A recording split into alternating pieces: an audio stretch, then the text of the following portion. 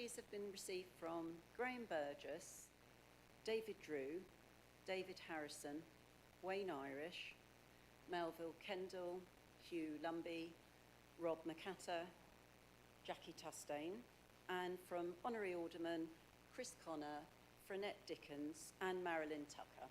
Thank you. I have one more apology from Councillor Briggs.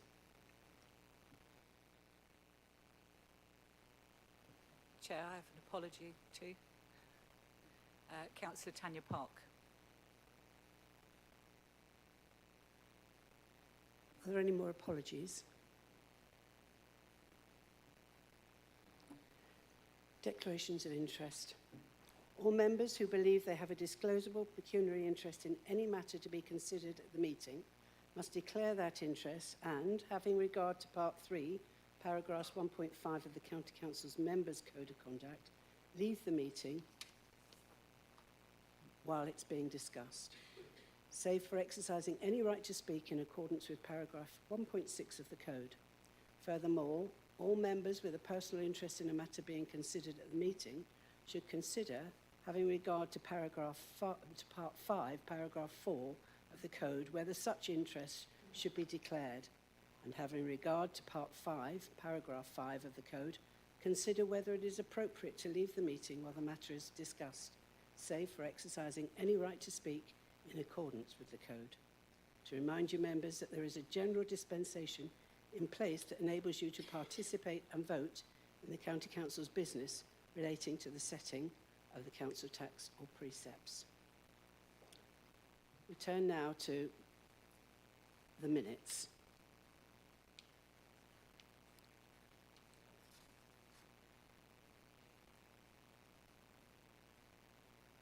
We'll start with page 8 of the minutes,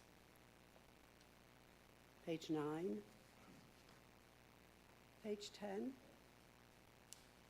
page 11, 12, 13, 14, 15, 16.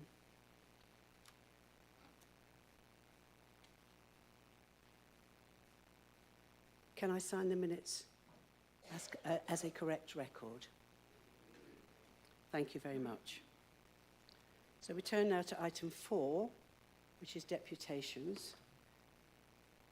There are no deputations on this occasion, therefore I move to item 5 and my announcements.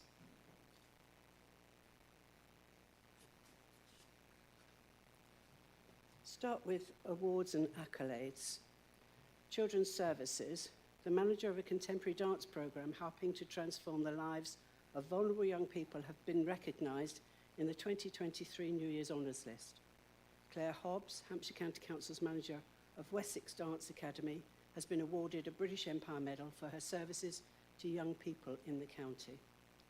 In Adult Health and Care, I'm pleased to announce the following achievements with Adult Health and Care. Apprenticeship diploma successes.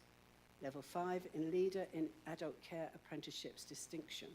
Chelsea Gray, Registered Manager, Solent Mead. Sarah Baines, Clinical Deputy Manager of Ticehurst.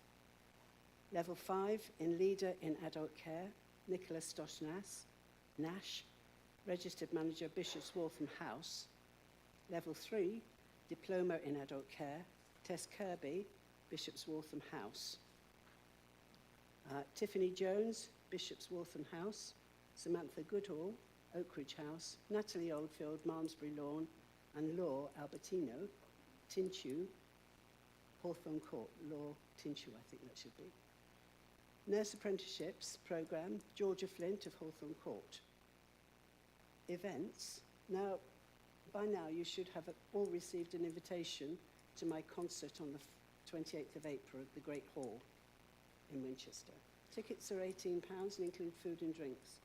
I do hope you'll be able to join me for what promises to be a super evening of music from our talented musicians at Hampshire Music Service.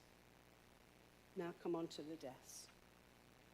It's with much sadness to record that Honorary Alderman Patricia Devereux, Peter Kent Mason, Alan Rice and former County Councillor Ray Bolton have sadly passed away.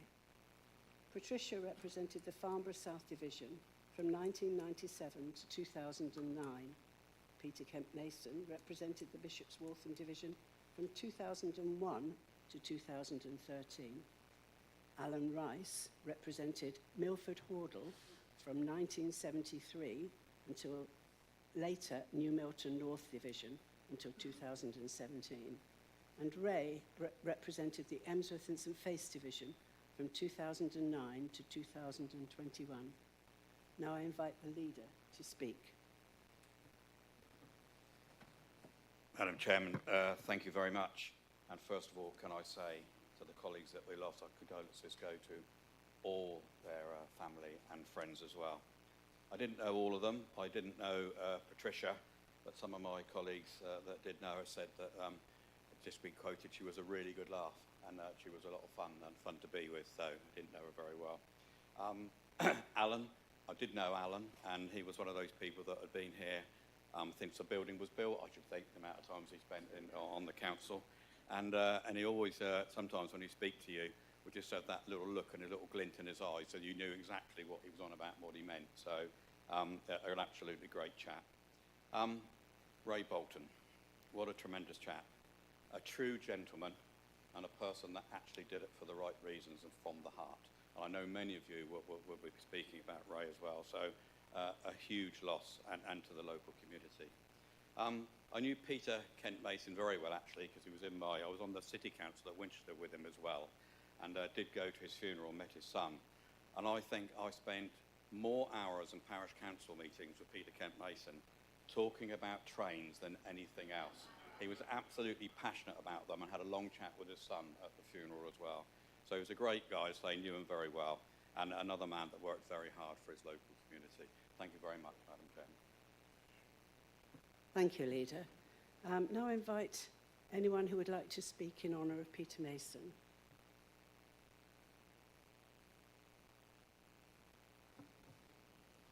Please, thank you.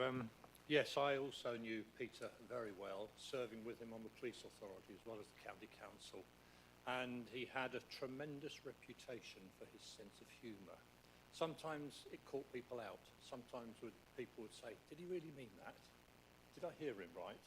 But actually, yes, he did. He meant it as humour. He will be very sadly missed, as will his commentary on the rail service of Wales. It disappointed me this morning that roadworks in Farnborough meant that I couldn't get the train down here this morning. I was too late for it, so I had to drive. Peter wouldn't have appreciated that. Thank you, Chairman. Thank you, Councillor Collett.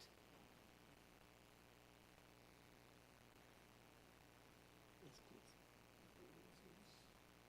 Councillor Chegwin's the name. And I like to think with Adrian and I, every meeting we stand up normally to pay tribute to long past Conservative councillors, because we're the only people who remember them. So it makes a change to pay tribute to one of our own. Well, I'd like to say a few words while I'm on my feet about Alan Rice as well. Peter Mason, as has been said, his knowledge of trains was remarkable, particularly the great little railways of Wales, where he was a volunteer for many years. And you could phone him up, and I once did, and asked him, what is the time tomorrow of the service from Festiniog to Blaenau? And he could tell you. He knew it all off by heart. He had a wonderful sense of humour, which I think we all need as councillors at times, but he was also a very good councillor, as the leaders referred, for his own area. Held it for a number of years and served also parish and city council as well. And it's that kind of person who gives service right across the political sphere that we sadly miss when they pass on. If I may, just while I'm on my feet, say a few words on Alan Rice as well. I shadowed Alan on recreation and then culture and whatever the name changed for about 30 years as opposition spokesman or as a member in one way or another. From the days when we had loads of working groups and sub-boards on arts, on museums, in the days when the county actually supported those services in the way we sadly don't these days. And Alan was passionate about those services, really knowledgeable, and in his latter days as well, really fought hard when he could see the way things were going, the budgets were being cut for all the reasons we know. He still fought for those services, and there are many things around Hampshire today that are only here because of his efforts. And I mention one example, Calshot. I don't think any Conservatives here today would remember that Kelshot once was under threat. There was a council debate to close Kelshot, and we wouldn't have the wonderful centre that we have today, but for, I think it was 3 Conservatives who rebelled, of which Alan was one, and stood up against great pressure to say, no, this is a valuable facility, not just for Hampshire, but actually in many ways for the facilities there for the whole country. That is one of Alan's memorials, the fact that Kelshot is still here. And the last time I went down there was actually with Alan a good few years ago, and I mentioned that one of the hangars had been named after Mike Hancock, who some of you may remember. And when Mike was no longer leader, suddenly the name Mike Hancock disappeared. And I pointed this out to Alan and said, no, don't worry, there's still a name in here. And he followed me or showed me through, and I thought he was going to show me another Mike Hancock plaque.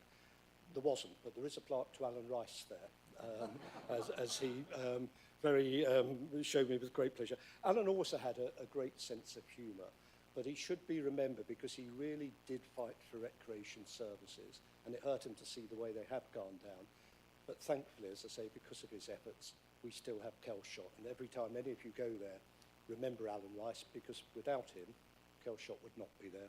Thank you. Thank you, Councillor Chegwin. Councillor Todd. Thank you very much, Madam Chairman. I won't say much to add to what's already said about Peter Mason. I knew him best, I think, when I was a candidate for another place in the run-up to the 2010 general election, and also as a city councillor with him. I didn't have the chance to share time on the county council with him.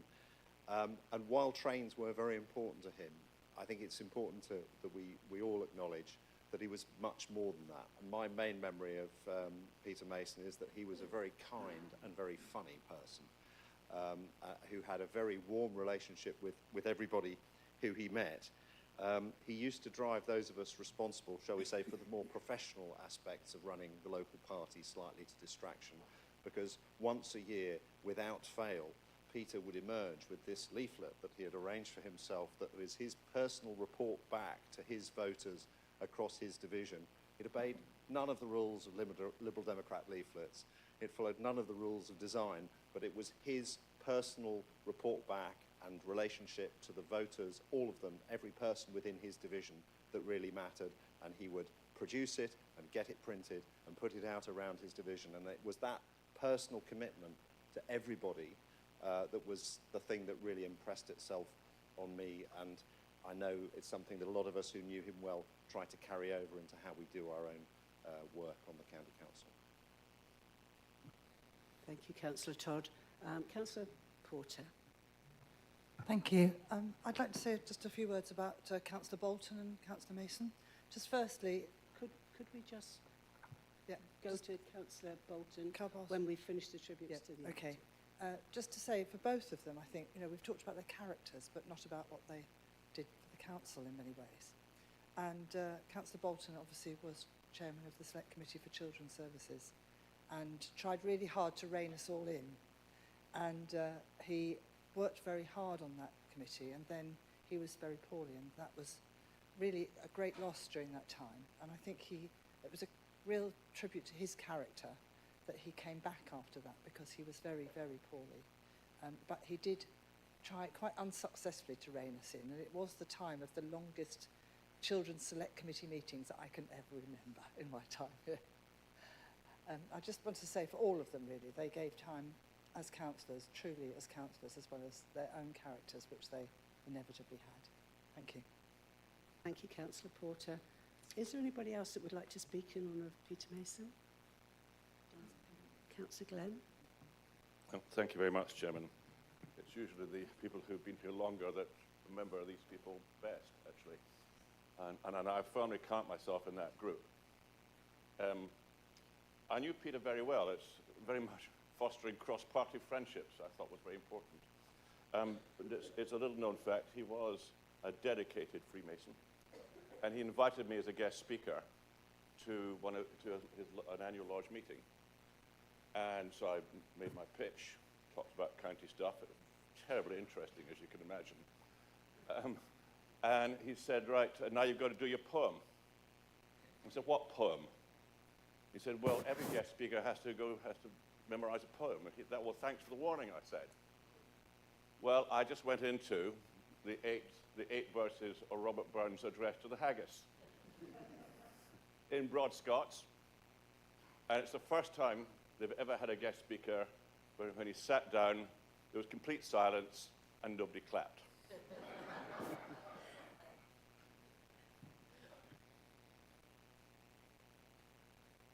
Can we now turn to any tributes for Alan Rice, please? Councillor Carpenter.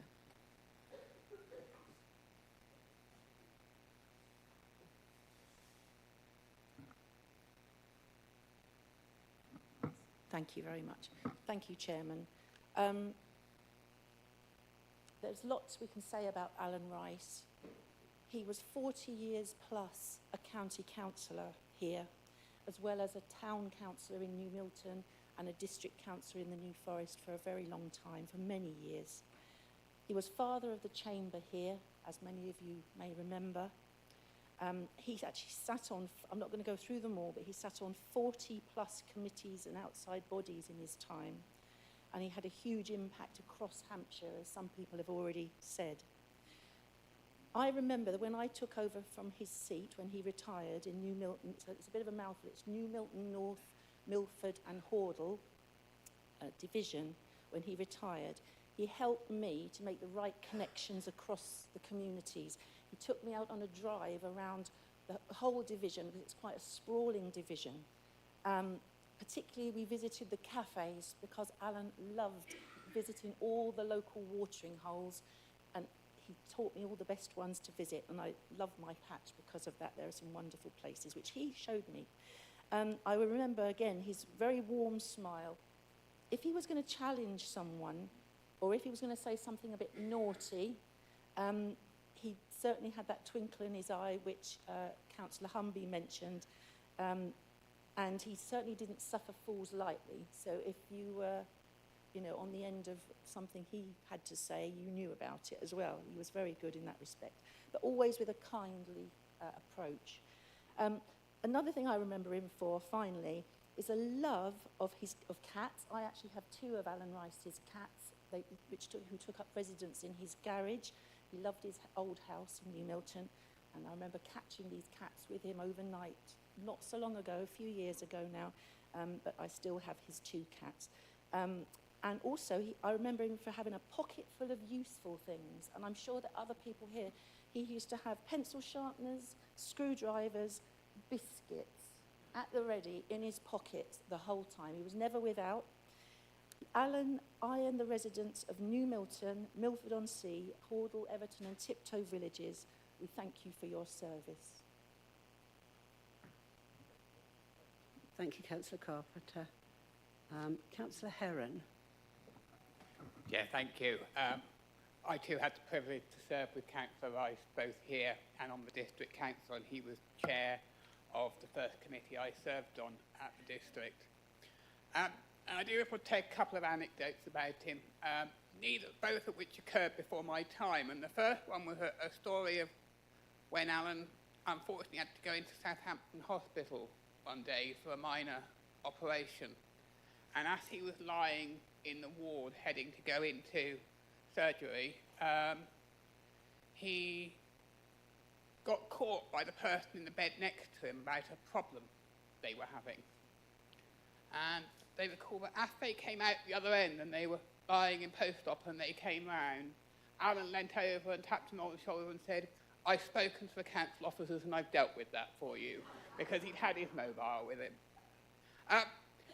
Alan was a great servant for his area and for the New Forest as a whole, and I will say it didn't always make him popular with the leadership of the county council. And I think one thing that Alan will be greatly remembered for in the New Forest was when the county council appointed a verderer to the New Forest verderers. He perhaps alone stood up against the county council and fought their plans over a road scheme. I think he never was quite forgiven by some of the leadership of the county at the time, but he outlasted them by a great many years. And I think that was a true testament to whilst Alan certainly was a great politician and a Conservative, underneath it all, he fought for what he believed for the residents of his division and of the Forest. And I think for that, we all owe him a great debt of gratitude. Thank you. Thank you, Councillor Heron. Are there any more tributes for Alan Rice?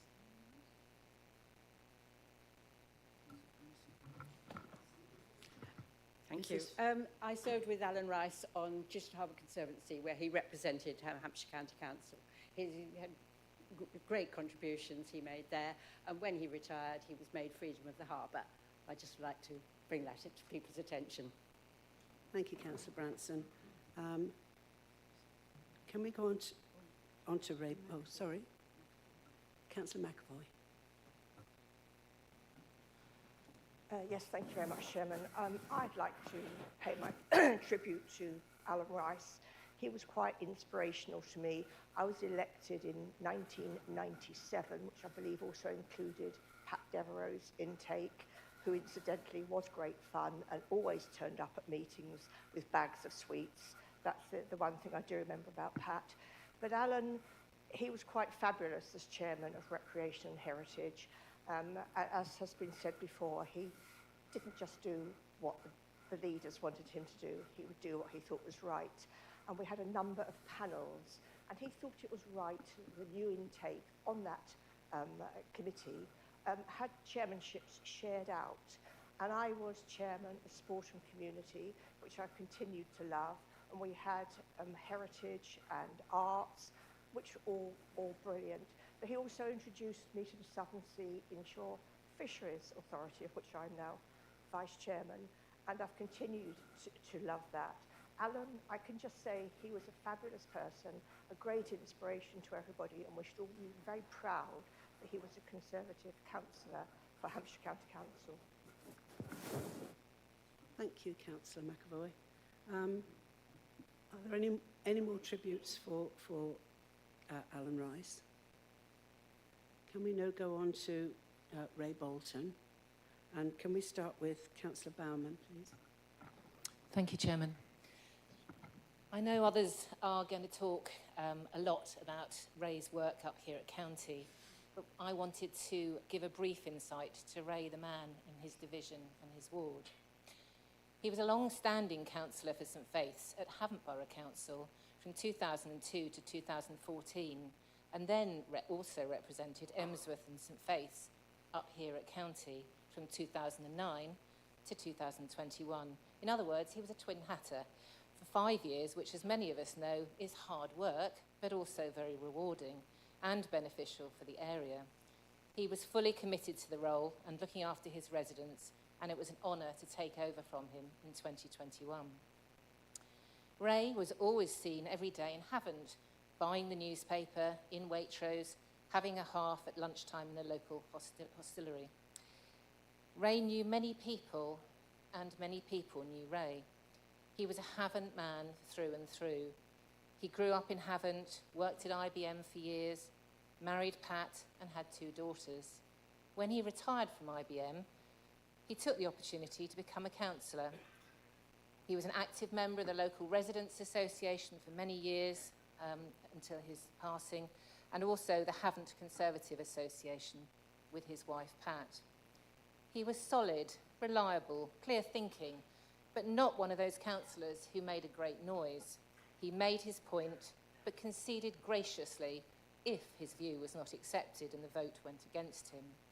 He worked hard and tenaciously on specific projects to preserve services in his ward and county division. The most notable recently was when we worked together to retain the library in Emsworth by moving it to the community centre, where it is now going from strength to strength, a great legacy to Ray. But woe betide anyone who tried to engage him in council business when he was off duty, especially on a Sunday afternoon. He was very quick to draw the line and enforce it firmly. Sadly, Ray had struggled to regain his strength and fully recover from his long time in hospital in 2018 with pneumonia and sepsis, and this was the main reason he retired from county in 21. He was always kind and thoughtful to me. He was an old-fashioned gentleman who encouraged me to stand for Hampshire County Council before I got caught up at Havant Borough Council as a ward councillor. But in the end, I followed in his footsteps and became a twin hatter for Emsworth and St Faith's. He'll be much missed by everyone who knew him, and he does leave a great legacy in our area. And I'd just like to bring to your attention the funeral arrangements, if I may, for those that may be interested. This will come out from official sources as well. It will be at 11:30 on Monday, the 13th of March, at the Oaks in Havant, and then afterwards at the Havant Conservative Club. And as I said, I believe these details will be circulated more formally in due course. Thank you. Thank you, Madam Chair. Thank you, Councillor Bowman. Councillor Branson. Thank you very much. Obviously, Councillor Bowman has said a lot of what I was going to say, so I will try not to repeat it too much. He was my fellow ward councillor, Havant Borough councillor, and we represented adjacent divisions on Hampshire County Council for 4 years. I met Ray Bolton in the 90s when I first moved into St Faith's ward in Havant. Ray and his wife Pat were stalwarts of the ward. His wife Pat became ward chairman and she was our election agent. And Ray was always happy to help deliver leaflets, support fundraising activities. He was a fantastic ward councillor and local, did everything sort of locally. As Councillor Bowman said, he was always out and about in Havant. Originally, he had 2 dogs, a big one and a small one. People always knew him for those. He was a regular of the local Conservative Club, and he'd always offer you a drink and a chat. As Councillor Bowman said, he supported all the local residents' groups. On HCC, he chaired the scrutiny committee, and on Havant Borough Council, he chaired the scrutiny committee and the planning committee. But he was elected to County Council in 2009, and for many years he was dual-hatted. But he gave up Havant to concentrate on county. After his serious illness, from which he fortunately recovered, but he decided to give up his role on Hampshire County Council at the last election. However, I think he'd really missed meeting all his fellow councillors, especially during COVID. He will be missed locally in Havant as well as up here in Hampshire. Thank you. Thank you, Councillor Branson.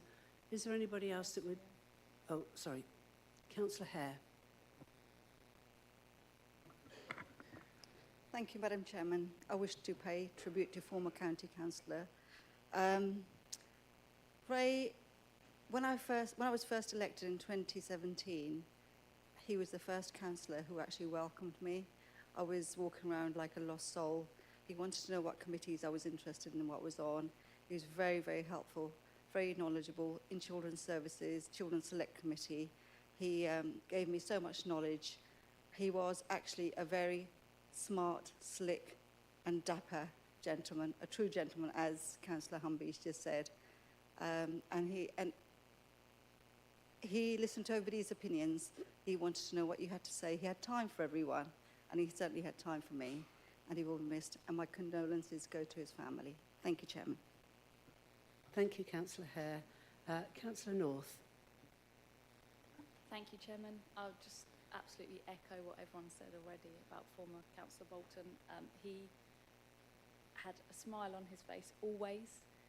Whenever we had Children's Select Committee, first when I was just a member of the committee, he was always very helpful and would go out of his way, as Councillor Hare said, to help you. And then when I became chairman of the committee, I was so pleased to have Ray as my vice chairman. He was so reassuring, so helpful, so kind. He always gave me a weather update from Havant, and it was always sunshine. So I like to think that the sun is shining down on him now. So thank you very much. Thank you, Councillor North. Councillor Hughes. Thank you, Madam Chairman. It seems strange we were paying tributes to Ray last night at Havant Borough Council, and somebody mentioned the fact that sometimes it's a bit sad that you say nice things about people when they're no longer around to hear them. And Ray was Havant Borough Councillor and a dual hat here, and he was the epitome of a perfect councillor. He was articulate, dedicated, diligent, but he was smart. Ray was always immaculately dressed, even his hair, immaculately dressed. And as many people know, he was very seriously ill 5 years ago. Sepsis, induced coma, and he was following the same glide path as my late sister 12 months earlier. And sadly, my sister didn't pull out, but he did. He made a remarkable recovery. And I remember going into the cafe, and there was Ray, sat there, and 3 things sprung to mind. A, he looked so well. B, he was so pleased to be there. And C, there were so many people that were so pleased to see him there. And I was so astounded by his recovery. From that point onwards, I always called him Lazarus, because he'd made this remarkable recovery. And he was so polite. He said to me one day, he said, Gary, why do you get so angry? And I said, Ray, that's not anger, it's passion. And he said, well, Gary, can I suggest you're less passionate in the future? And you may find it surprising, but I do self-reflect on occasions, and every now and again I do think, what would Ray think? A thoroughly nice man, and he will be missed. Thank you. Thank you. I echo that, Councillor Hughes. Is there any more people that would like to speak about Councillor Bolton? I think you're probably about to move on to next business, but if you are, can I just, if no one else wants to speak about Ray, I agree, a lovely man, and in fact all the people we've been hearing about this morning, we really should spend more time talking about and celebrating people who are alive before they die. We'd probably have better public life if we did, we really would. We always learn new things about people, don't we? I wanted to, however, address the meeting about Councillor Angela Rowling, who sadly wasn't on the list that you brought forward at the start of the meeting, Madam Chairman.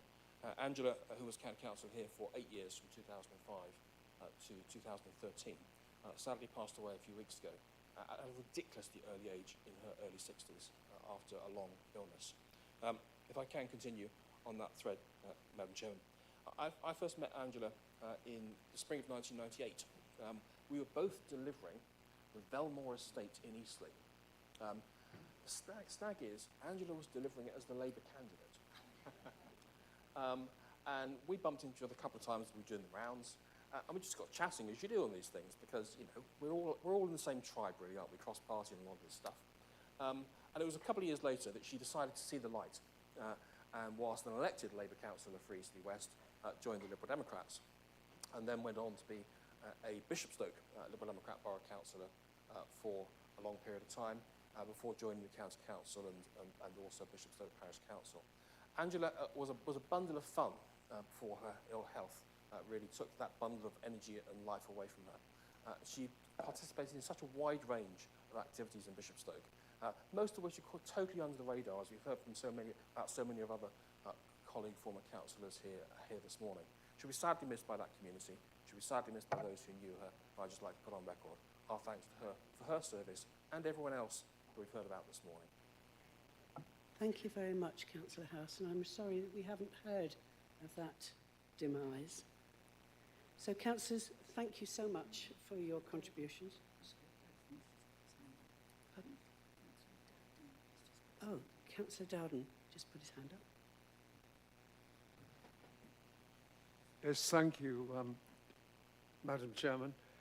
Angela Rowland, I was surprised it wasn't mentioned, and I'm glad Councillor House did mention it, because Angela Rowland was a person who sat on the Social Services Committee with me for quite a while.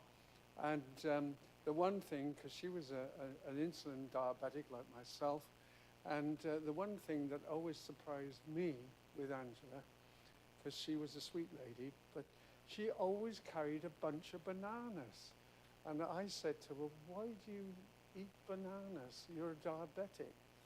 And she said, well, she said, they react quicker. And I said, well, they certainly don't react better than this glucose. She never seemed to quite catch that she never took glucose. She always had bananas. But in any case, perhaps I'm better off taking glucose because I've lasted longer than Angela.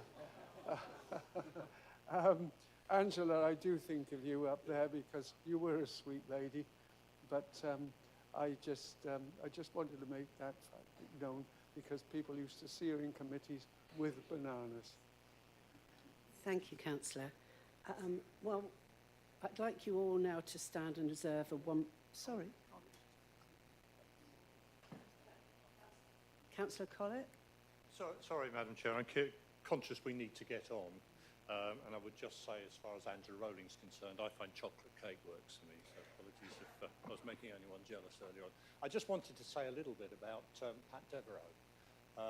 She did have a great sense of humour, it's been said. She always referred to me as snake hips. I never quite worked out what she meant by that. Too much information. Yeah, quite. But she always brought her bag of sweets to a committee. And I watched her, and it was quite interesting that she'd offer you a lovely boiled sweet just before you're about to speak. And I thought, she's not just junior, she's got a brain in there as well. She'll be sadly missed. Thank you, Chair. Thank you. Councillor Glenn. Yeah, I realise you're moving on, but of course, I was going to stand up because you were about to go on without allowing us to talk about Pat Devereux. And those of us who remember, she was a lady you didn't cross swords with lightly. I did on several times and still have the scars to show it. But I'd just like to talk about the sweets because she was D for Devereux, I was G for Glenn. I was brand new to the council and we sat next door to each other. Now, you know what Labradors are like when you open a bag of sweets. That's all you can hear. Well, basically, that's all I could hear for the first 2 or 3 years on the county council, which is why, I'm going to say it now, I never got up to speak. And now that when she left, that basically, I blossomed. I became a speaker, which has been quite good fun. So I just wanted to mention Pat Devereux, and I wanted to use this as a hook, Chairman, whether you like it or not. But when we stand in silence, I'd like us all to remember that tomorrow is the anniversary of the Ukraine war. And I think we should remember all the brave soldiers that have died defending their country against this invasion. Thank you, Chairman. Thank you, Councillor Glenn, and thank you for that reminder. Could you all now please stand and observe a 1-minute silence?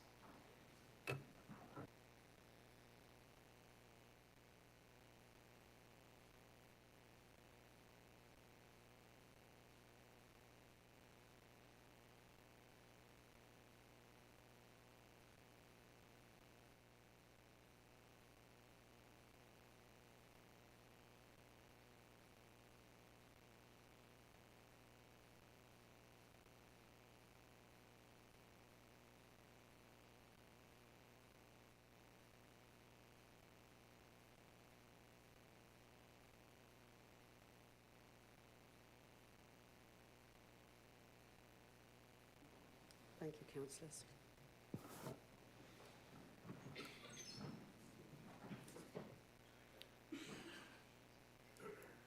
Now we turn to item 6, the Leaders' Report. Councillor Humby. Madam Chairman, thank you very much.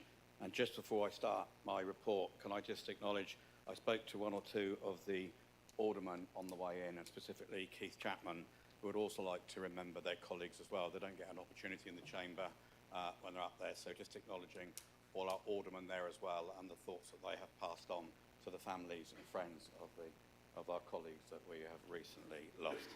Thank you very much.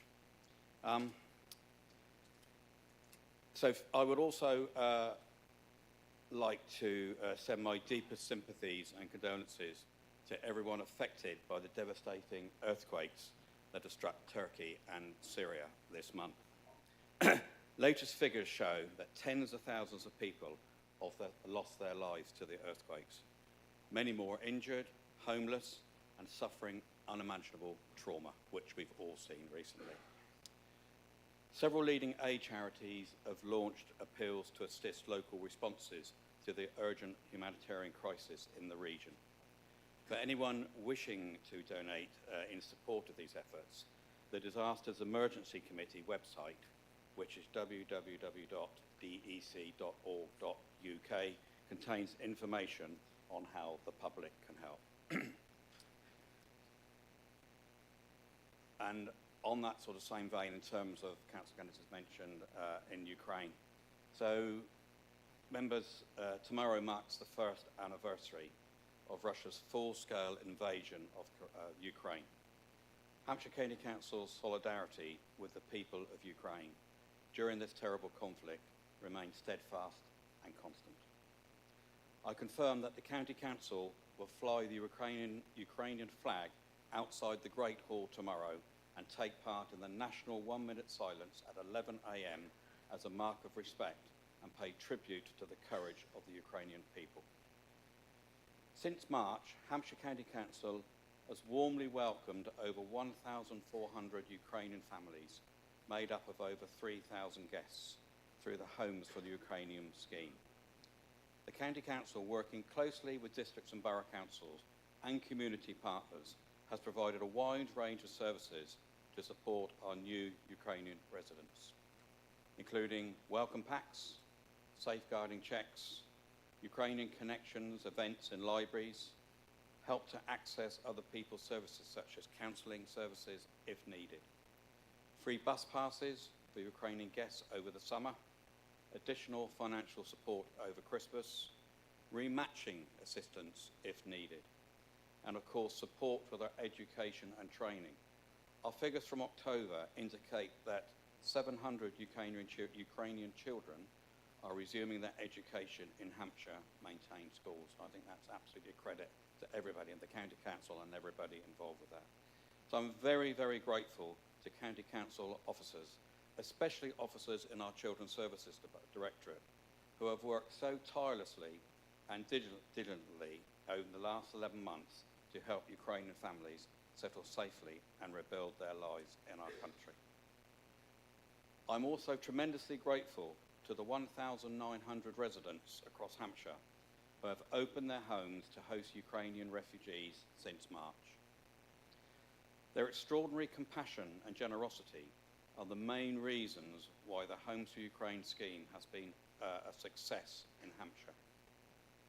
The government has recently announced that the thank you payments for Home for Ukraine posts across the UK will increase from £350 to £500 a month from April if they have a sponsored Ukrainian family for over 12 months.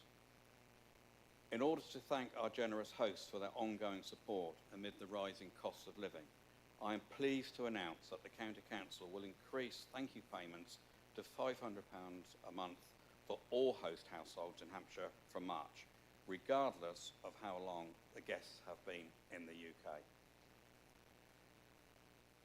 This top-up to the monthly thank you payments in Hampshire will be funded by the government grant to support upper-tier local authorities to implement the Homes for Ukraine scheme locally. I encourage anyone who would like to host a Ukrainian family to request their interest in the government's Homes for Ukraine website. We must continue to do all we can to help the people of Ukraine as far and as long as they need it. And I know many of colleagues in here have hosted families as well. And I've done a few interviews lately and been sort of expressing my thanks to the unbelievable how Hampshire's residents have opened their arms to everybody in Ukraine. It is quite amazing, especially when you look what Hampshire has done compared to right across the country as well. So we should all be very proud. Slightly different now in turning to the weather, which I will like to have a discussion on. So this is about the cold snaps that we've been having, but the sort of weather events that we've been having recently. So you will be aware that since the start of December last year, Hampshire has experienced a series of weather-related events that have put significant pressure on many of the services that the County Council delivers. I would like to thank all officers who have helped our residents and local communities and kept services going during such challenging conditions, but I would like to pay a special tribute to our frontlines highways teams. We have seen a series of cold, wintry spells mixed with a period of heavy rain that has created a perfect storm for localised flooding, freezing surfaces and a significant increase in potholes across our road network. Despite this, Hampshire highway staff have worked tirelessly around the clock at times and often in unpleasant conditions to keep our road network safe. Service demand remains extremely high, but I know the teams are working hard to keep Hampshire moving, and I would like to place on record my gratitude to them all and our contractors for the fantastic job they have done and continue to do so for our residents. And I'd just like to add that when we have a cold spell, and I think we are due another cold spell as well, if you see the gritters out and about, please don't try and overtake them. They are there to keep you safe, but you'll be amazed how often that does actually happen. So just remember that they're out there doing the job for you to keep you and all our residents safe as well. Another issue that I've seen recently was the reports in the immediate interest of social media. Comment recently questioning bonus payments made by the County Council to staff. So I want to be really clear about this. Special recognition payments are only made to employees for exceptional achievement and high performance in their role, often going above and beyond to support the needs of residents. This is one way that we can seek to retain talented and experienced employees. And I've just made the comment about our highway staff and the good work that they're doing through all those severe conditions. Hampshire County Council is the third largest shire authority in the country. And our staff are responsible for delivering a huge number of important local services to Hampshire's 1.4 million residents, including to growing numbers of the most vulnerable adults and children in Hampshire's communities. The total cost of in-year and end-of-year special recognition payments for 2022 equates to only 0.19% of the pay bill, and just over 11% of the staff being recognised and rewarded. I think I can speak for all of us when I say that the efforts of our dedicated staff are greatly valued. And where they have proved to be outstanding in a given year, we have the flexibility and capacity to be able to award an additional one-off payments in recognition. Just briefly, an update on the county deal. So I've shared, I think, all the information that I have had recently. So I received a letter from the Levelling Up Minister, Dehenna Davidson, setting out her interest in engaging with upper tier and unitary councils across the wider Hampshire area to discuss a potential county deal as part of the next wave of national programme. We think this is positive news. Meetings between officers and officials are taking place, and there is an appetite for ministers to engage with leaders in due course. The Deputy Leader and I have sent letters to Hampshire MPs and met with several of them last month to discuss the county deal. We shall continue to keep them updated while talks with the government are ongoing. Just a note on the coronation. So I would like to convey my warmest and wishes to the Majesties, the King and Queen Consort ahead of the coronation on Saturday, the 6th of May. The ceremonial and community events taking place over the 3-day coronation weekend will be a wonderful opportunity for people across Hampshire to come together and celebrate with family and friends and neighbours. I'm pleased that members are being allowed to use their devolved budgets earlier this year in order to support local coronation events. And I know quite a few people have asked that previously, so I can confirm, I think most of us know that that will now happen. I would strongly encourage anyone who is considering holding a local event or street party to check with their district and borough council's website as soon as possible in case there's the need for road closures or other applications that might be required. I'm very much looking forward to taking part in celebrations of what will be an historic and joyful occasion for the United Kingdom. Madam Chairman, thank you very much. Thank you, Leader. Can we now please move on to item 7, which is questions understanding order 16.1.1. And we start off with Councillor Keith House. I'm very sorry. Councillor House, please. Thank you, Chairman. I'll answer to anything. I usually have to at home. Will the Leader detail the actions taken following each of the deputations to the Council in the calendar year 2022? Councillor Humby. Madam Chairman, thank you. And thank you, Councillor Heath, House, whatever, for your question. So we had a total, I believe it was, of 5 deputations during the 2022 period, and the following topics. So Andover Road, Winchester remaining open to traffic, and the Cart and Horses Junction, Kingsworthy Junction, and safety. That, as you will probably be aware, those matters will be considered at my D-Day on the 9th of March. And you'll know I'm very au fait with all those, having been previously with the City Council as well, and had many discussions with that and with residents as well over that period. But that will be looked at on the 9th of March. So the changes also to the home to school transport policy, the deputation was noted. Many of the concerns raised would be mitigated by applying changes to the policy on an individual basis, ensuring that each individual child's needs are considered. And that was made clear, I think, since that at various other meetings. This approach has already been incorporated into the process in accordance with the statutory guidance and the Council's home to school transport entitlement policy. And as I say, that was made very clear post the announcements that were made and the deputations as well.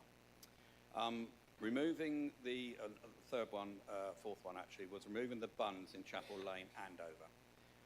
During 23-24, the County Council will install bollards at the end of the turning ahead during the 23-24 to prevent vehicles driving across the footway and posing a risk to pedestrians, and undertake a further review of the landscaping of the buns. So that is ongoing. There is no funding or plans to provide additional parking spaces.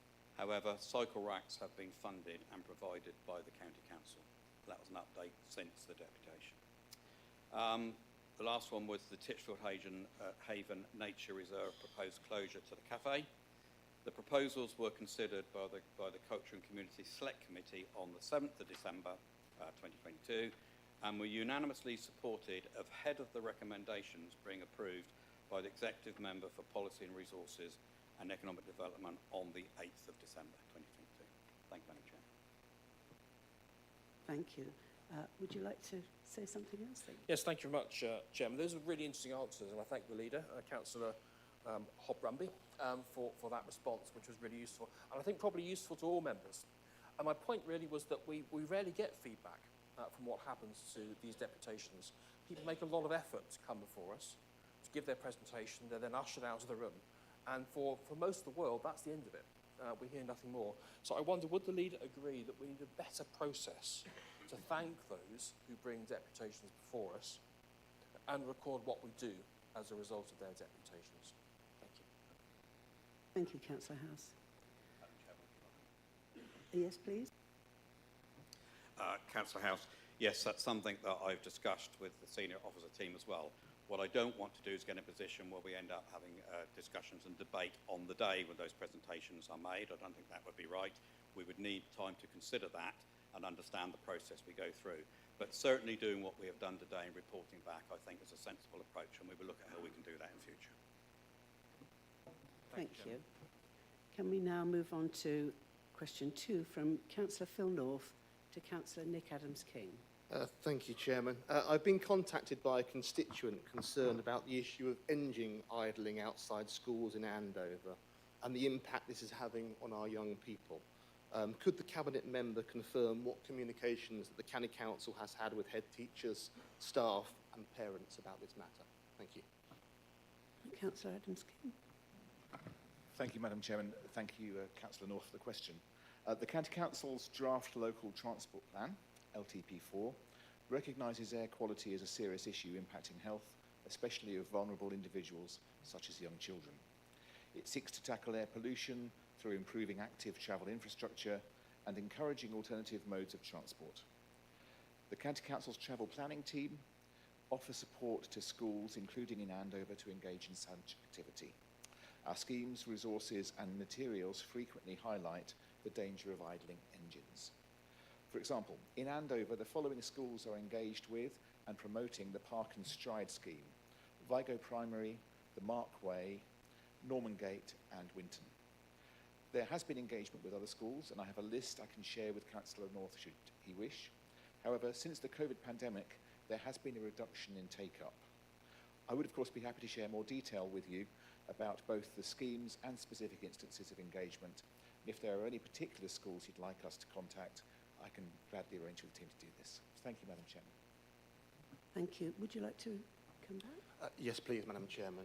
Grateful for the Cabinet Member there for offering to share the list. The two schools that my constituent is particularly concerned about is Anton Infants and Anton Junior School in my Andover South Division. And I was just wondering whether the Cabinet Member would be prepared, after contacting the head teachers at those two schools and with their agreement, to run a bit of a pilot, perhaps asking the children to design a poster, and if so, whether that could be made into a sign that was erected outside the schools to try and encourage parents to switch off their engines when they're waiting outside.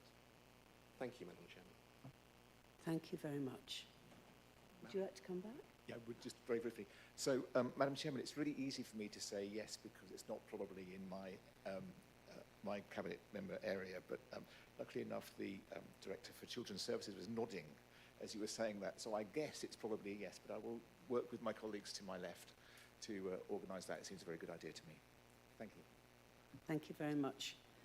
Can we now move on to question 3 from County Council Chris Donnelly to Councillor Liz Fairhurst. Thank you very much, Chairman. As we're all aware, adult social care is one of the largest responsibilities that we have as a council, both legally and financially. The current model, whereby we pay for assessed need as a contribution to private providers, is coming under severe strain with inflationary pressures. A constituent of mine in Andover almost had to move back to live with her parents due to the inability of her family and her to pay the shortfall.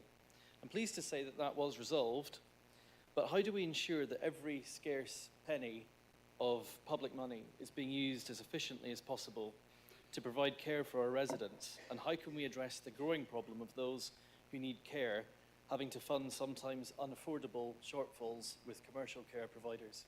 Thank you. Councillor Fairhurst. Thank you, Chairman. Thank you, Councillor Donnelly, for your query, in which you raise the challenge of providing and maintaining affordable care for our residents and their families. At the heart of your query, I think there are 2 key issues raised. Firstly, it is the role of our commissioning teams in adult health and care to ensure that we have a sustainable market that can meet the demands of Hampshire clients within our financial budget.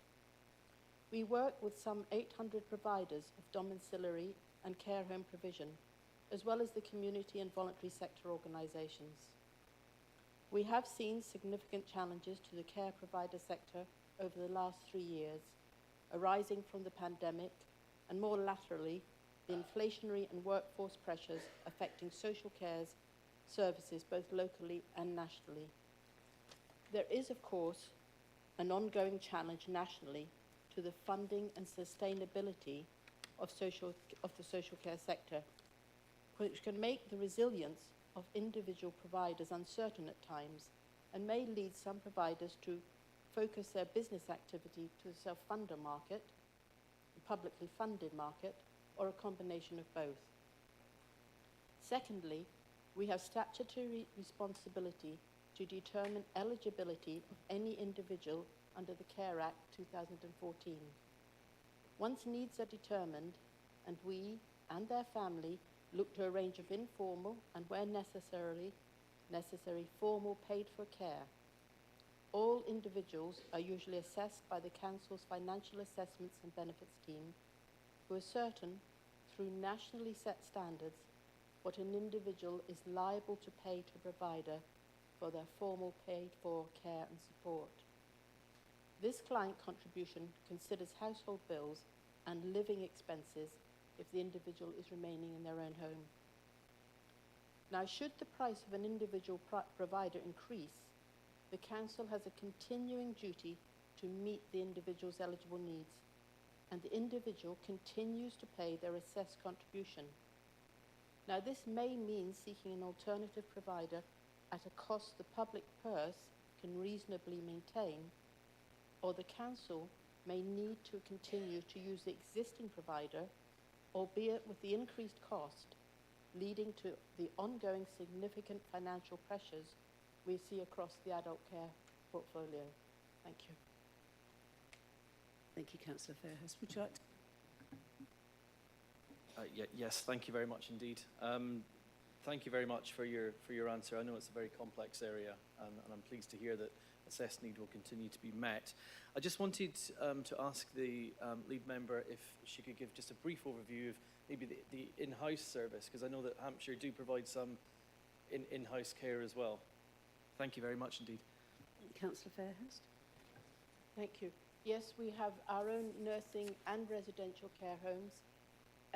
We also have our short stay and re-enablement facilities. We have about 280 beds in our re-enablement settlement and about 1,000 beds across our nursing and residential homes for Hampshire residents. Thank you. Thank you. Can we go to question 4 now from Councillor Contrail to Councillor Nick Adams-King?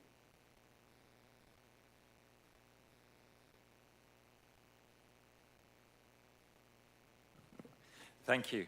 How will residents, businesses and visitors benefit from the new countrywide scheme for parking enforcement? Councillor Nick Adams-King.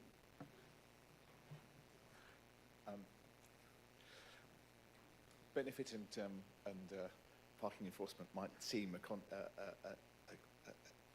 contradictory statement, but countrywide on-street, county-wide rather, on-street parking service that's due to come into operation from the 1st of April this year will be significantly more cost efficient than the current district and borough delivery model. The changes will build on the current county council managed service that is already successfully operating across Fareham, Gosport, New Forest and Test Valley. The forthcoming changes will enable the county council to implement service modernisation using new technology such as digital residential parking permits to replace resource-intensive paper-based systems. A single on-street service will also remove inconsistency across Hampshire whilst ensuring that on-street parking operates on a full cost recovery basis. Having a single directly managed on-street parking service will enable the county council to create a centre of excellence for enforcement, providing a resilient, cost-effective and highly efficient service that will also incorporate the county council's new civil enforcement powers for moving traffic offences. If I might say, sort of from my personal experience in Test Valley, we changed, as you know, nearly 3 years ago. There has been a direct benefit in the respect that enforcement is now much more proactive. The old system of, certainly the ones that we had, where our wardens had to look both at car parks and at on-street at the same time, meant that quite often the resource was pulled in 2 different directions. And the experience we have is that it's much more efficient and much more reactive in terms of there being a problem on the street. We can then call upon the county resource to get in touch. So I very much hope it'll be a much more efficient and proactive service for all of our residents. Thank you, Madam Chair. Thank you, Councillor Contrail. Would you like to come back? No, thank you. Very comprehensive. We look forward to them visiting the seafront at Hayling Island.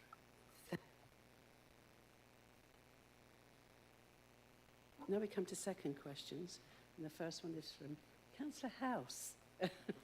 Thank you, Chairman. So this question for Councillor Nick Adams-King again. How many school crossing patrols were in post in September 2022 and for each of the previous 4 years? And how many were on establishment but not in post in September 2022 and again for each of the previous 4 years? Councillor Adams-King. You'll be glad to know this is the last one from me. So thank you, Councillor House, for your question. In September 2022, there were 155 school crossing patrols in post and 25 vacancies. And for each of the previous 4 years, they were as follows. September 2021, go backwards. September 2021, 166 with 13 vacancies. 2020, 177 with 11 vacancies. 2019, 184 with 14 vacancies.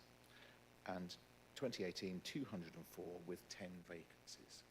So I'm very happy to let you have that, obviously in writing, so you've got the data. Thank you. Would you like to come back? Yes, thank you very much, Madam Chairman. There's no space to write here, so I was trying to tap that into my phone and failed abysmally. My finger's not as quick as my pen writing used to be. I'd like to thank Councillor Adam King for that answer. It was fascinating.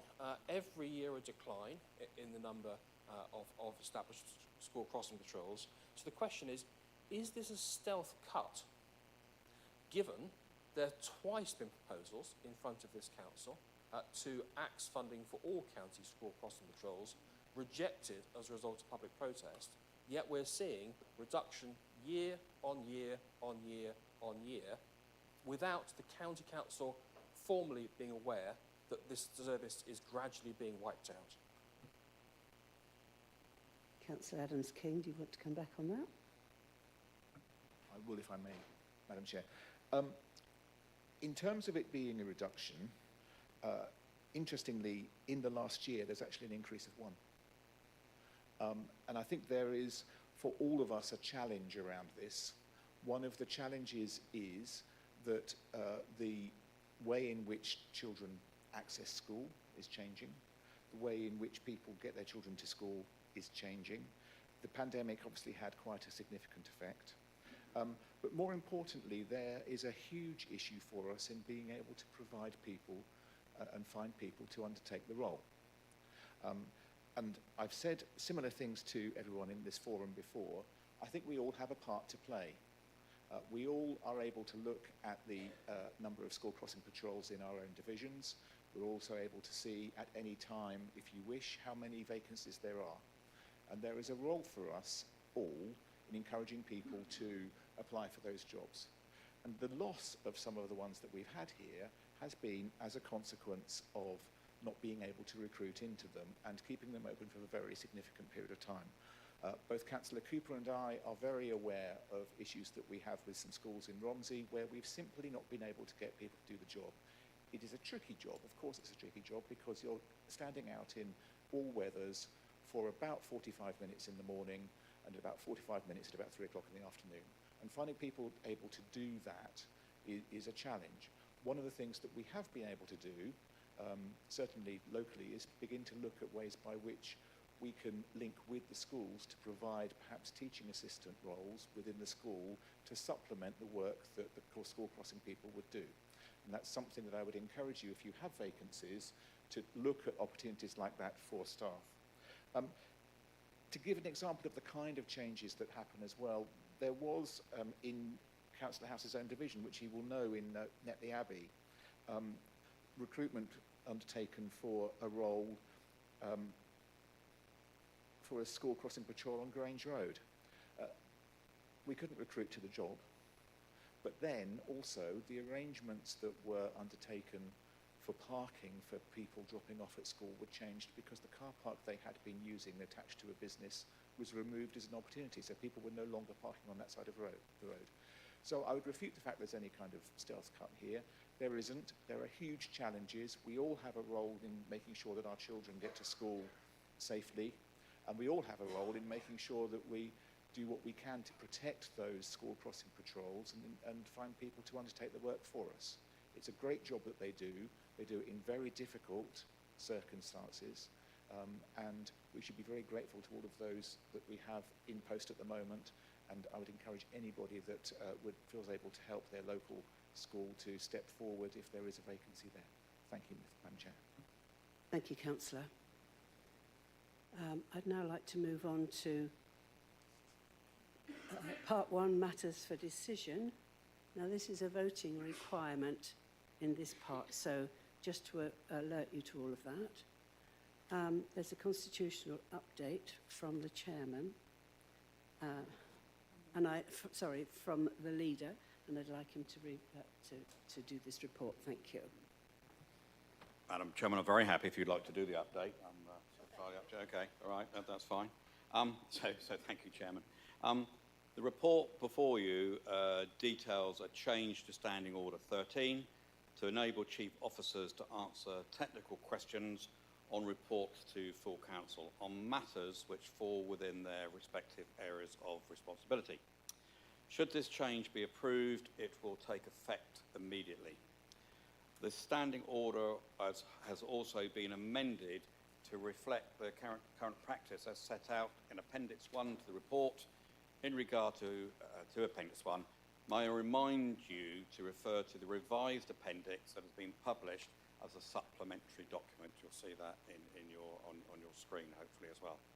The report also seeks approval to change the terms of reference for the Health and Wellbeing Board, namely to receive updates and reports from the Hampshire Health and Social Care Place Board, and that the Health and Wellbeing Board contributes to the Integrated Care Partnership Strategy for both Hampshire and the Isle of Wight Integrated Care Board, and that of Frimley Integrated Care Board as well. I move the recommendations, Madam Chairman. Thank you. Thank you, Leader.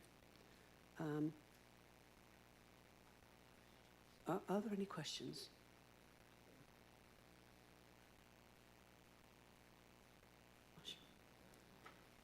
So can I put the recommendation to No, you? Madam Chairman, there's debate. Oh, sorry, any debate on this?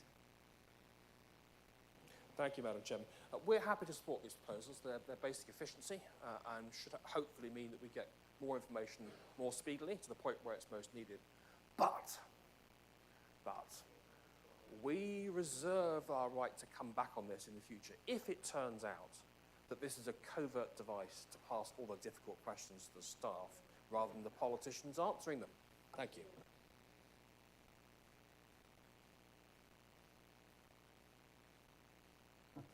Thank you.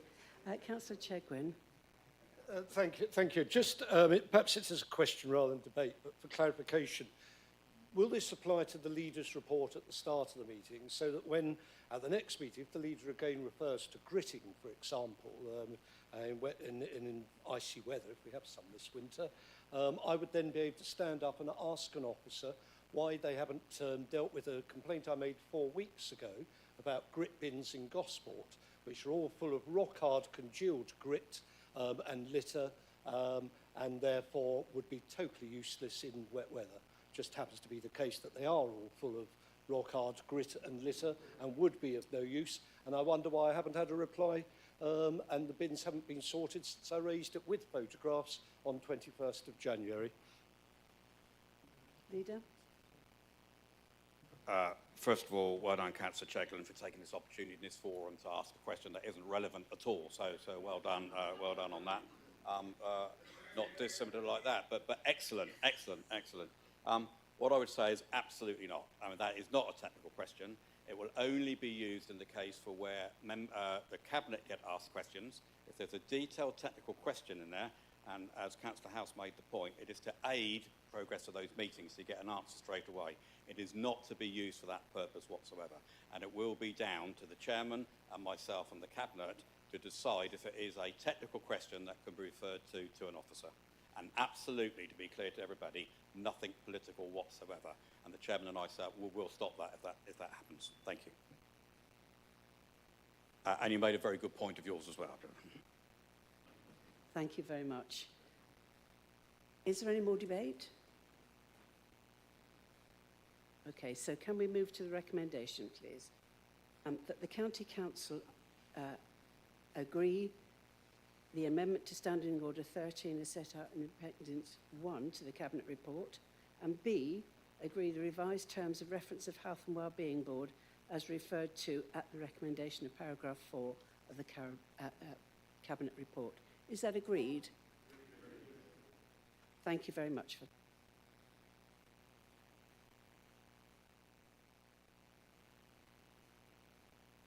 I need to say that is agreed.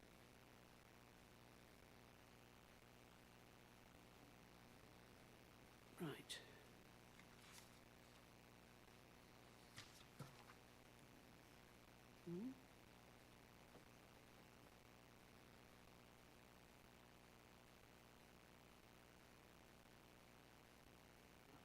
Members, we're now going to item 10.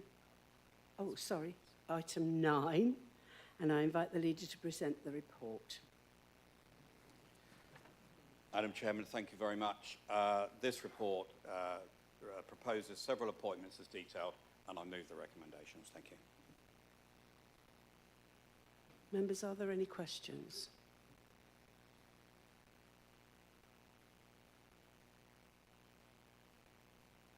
Can I call for debate? Okay. Members, I put the recommendations on page 29 to the vote. All agreed? Thank you. That's agreed. Now move to the next item, which is item 10. Couldn't wait to get there. That's what it was about. So, members, I invite the leader to present his budget proposals. Chairman, thank you very much. So I think over the last 8 or 9 months, I've made my views and thoughts very, very clear through various forums and through the press and through radio as well. And my position hasn't changed in terms of that. So my view is that the system of local government finance is broken, and it has been for a very, very long time. Not only have we had to contend with cuts to government grants since 2010, we've also had to deal with largely unfunded social care pressures. Those pressures have been exacerbated over the past year with post-COVID demand pressures across children's and adult services, hyperinflation and workforce pressures across many of our key services. This has led to an unprecedented increase in the directorate cash limits over those set for 22-23. A total increase of nearly 300 million. I'm just going to pause there to let that sink in, and I will say it again, an increase of nearly 300 million in a single year. I think that makes it very clear that the pressures that are under, and in terms of the increase in demand and right across those services. We are recommending a council tax increase of 4.99%. While this is below the rate of inflation, I do not underestimate the impact that this will have on household finances, which we're all more than well aware. But we have no choice. We have the pressures we face now and in the future. We have to set an increase at a maximum we are able. Not to do so will be not taking our financial responsibilities seriously. We are not alone in this position. Many upper-tier authorities struggling to balance the books over the next few years. We see this in the press and report after report about struggling councils. Many of these are because they have had some bad decisions, but decisions that in some cases were forced on them in order to make ends meet. We've been saying to the government for many years that something has to change. We cannot continue to make savings to meet the growth in demand for social care services. The maths simply doesn't work. And I will continue to lobby government and our MPs very strongly in the lead up to next spring's next spending review, as I fear this is our last chance to address the fundamental flaws in a broken local government finance system. It would be easy with that background and in the light of forecast of the deficit for 25-26 presented in the budget papers, to be pessimistic. But I'm not. As I am really proud to be leader of the County Council and what it has achieved, much in the face of very difficult circumstances. We will continue to have one of the lowest county council taxes in the country.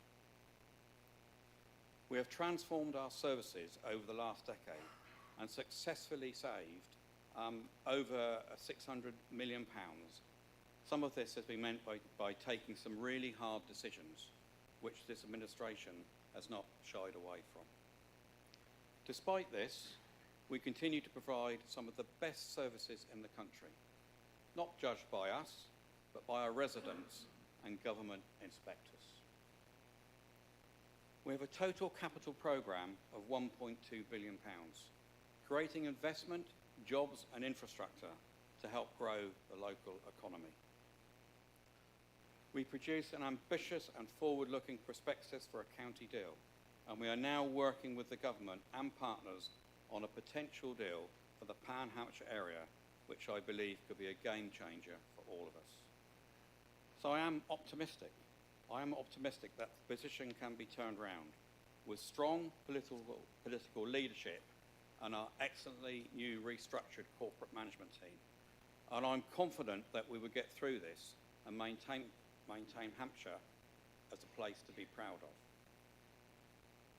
This is a critical point in time for local government. And I know I speak for many of us when I say that despite these challenges, I would rather be facing them here than anywhere else in the country. And I will never give up my mantra to make Hampshire an even better place to live, work, play and visit. Members, I commend the budget to you. Thank you. Thank you, Leader.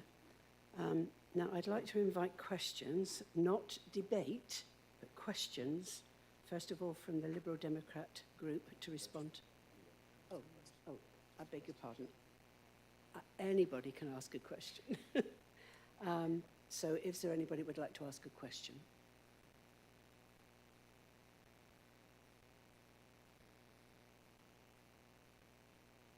Councillor Crowd. Thank you, Madam Chairman. Yes, I would just like to ask a question of clarity, if you like, on the capital programme, and it's in relation to the Botley Bypass project. I did obviously look in great detail at the proposed budget and extra environment of funds going towards the Botley Bypass project in the Universal Services papers, but whether there's been an update or not that's come now in the papers that are here with extra cash being put in, I'm not quite sure. But what I am particularly concerned about is the contractor who's on site at the moment, who's apparently now telling residents that they're running out of money, and that's the reason why the scheme is slowing down.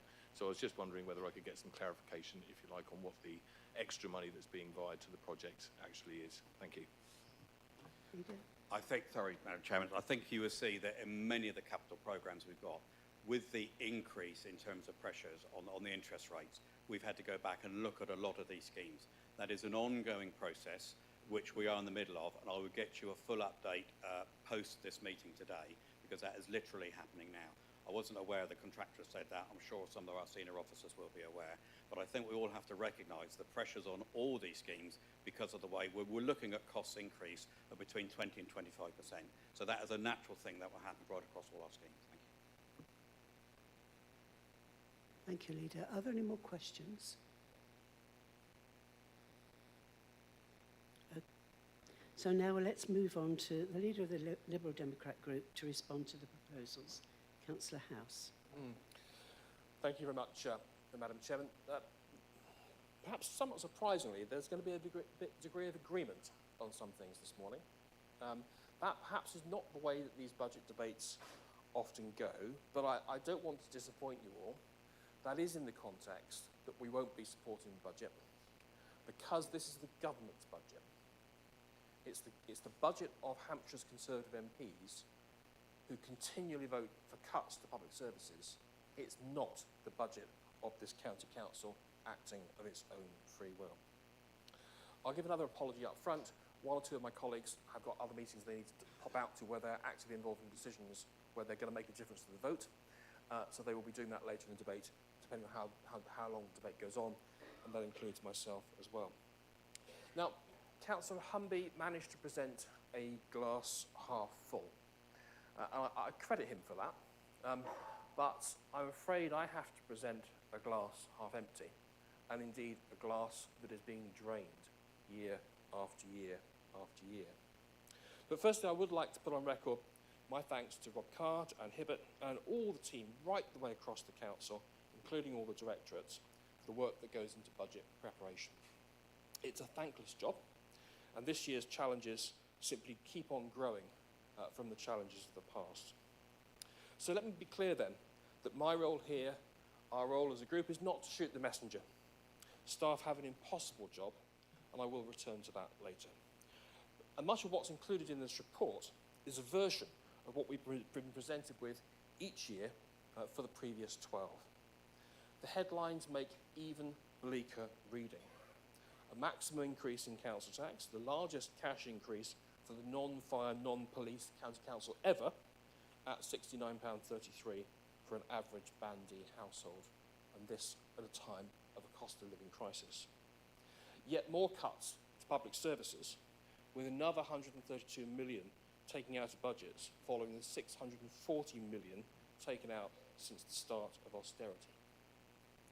We now have a position that our total council tax income at £682 million is just less than £10 million less than the budget reductions that have been forced on us by government. And that's before we address the medium-term forecast, which I'll again return to. The difficulty with the budget debate as we have here today, following on from the detail that was included in the medium-term financial strategy last autumn, is that it is essentially the same debate as previous years. It struck me that in facing the same issues of decline in public services with no real prospect of change in the short term, as decline in local government remains one of the Conservative government's priorities, is that it's a little like the 7 stages of grief. Back a decade ago, as austerity hit, we had denial. A sense that this was a transitory stage, and once the financial crisis was over, we might see a return to ACT's youth services, a restart to children's centres. Then we had pain, as it became clear that George Osborne's plans were for the duration of the 2010 Parliament, with serious losses to other adult care and children's services and start to reductions in the arts and community grants and elsewhere. And after the rest of the developed world had put austerity behind it, in the years of the Theresa May and early Boris Johnson governments, we had anger. Anger that cuts of necessity had become cuts of choice, with library closures, major reductions to the provision and increases in charges for children's and adult services to those most vulnerable in our community, and with the incremental loss of school crossing patrols that we've heard about already this morning, and challenges to home-to-school transport, and so much more. Which leads us to where we are today, in an economy ravaged by Brexit, with the IMF projecting no growth in Britain alone of the major economies this year, and with the fallout from Trussonomics, with 17% retail inflation, fuel prices doubling, mortgage costs raised by 30% a year for many, and even the spectre of shops restricting sales of vegetables. What is the shelf life of a lettuce? This is the depression stage of grief, and time for reflection. Reflection certainly that just as in the 1970s, Britain has become the sick nation of Europe. Reflection too that it's clear that the Conservative government has no real plans to save public services, from policing, numbers still down, the NHS with record staff vacancies and the longest waiting lists on record, and local government where even a historically robust council, such as Hampshire, has a report in front of it saying it could be unviable in 2 years. Reflection that long-promised changes in local government finance, such as the return of business rates to local control, will simply not happen. Reflection that the Fair Funding Review is now so overdue that there are children in infant school that weren't even conceived when the review was launched. Reflection that counties are being asked to dance to the tune of combined authorities and costly elected mayors in return for one-off cash handouts which are less than a year's value of new cuts, and new powers that many small towns in America or Germany would take for granted as routine.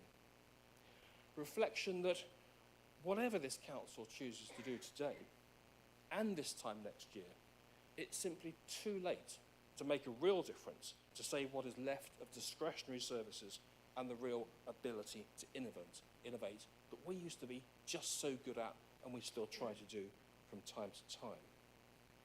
So in all those regards, I don't even today want to lay the responsibility for the mess at anyone in this room, including the majority group, although you probably did vote for those Tory MPs.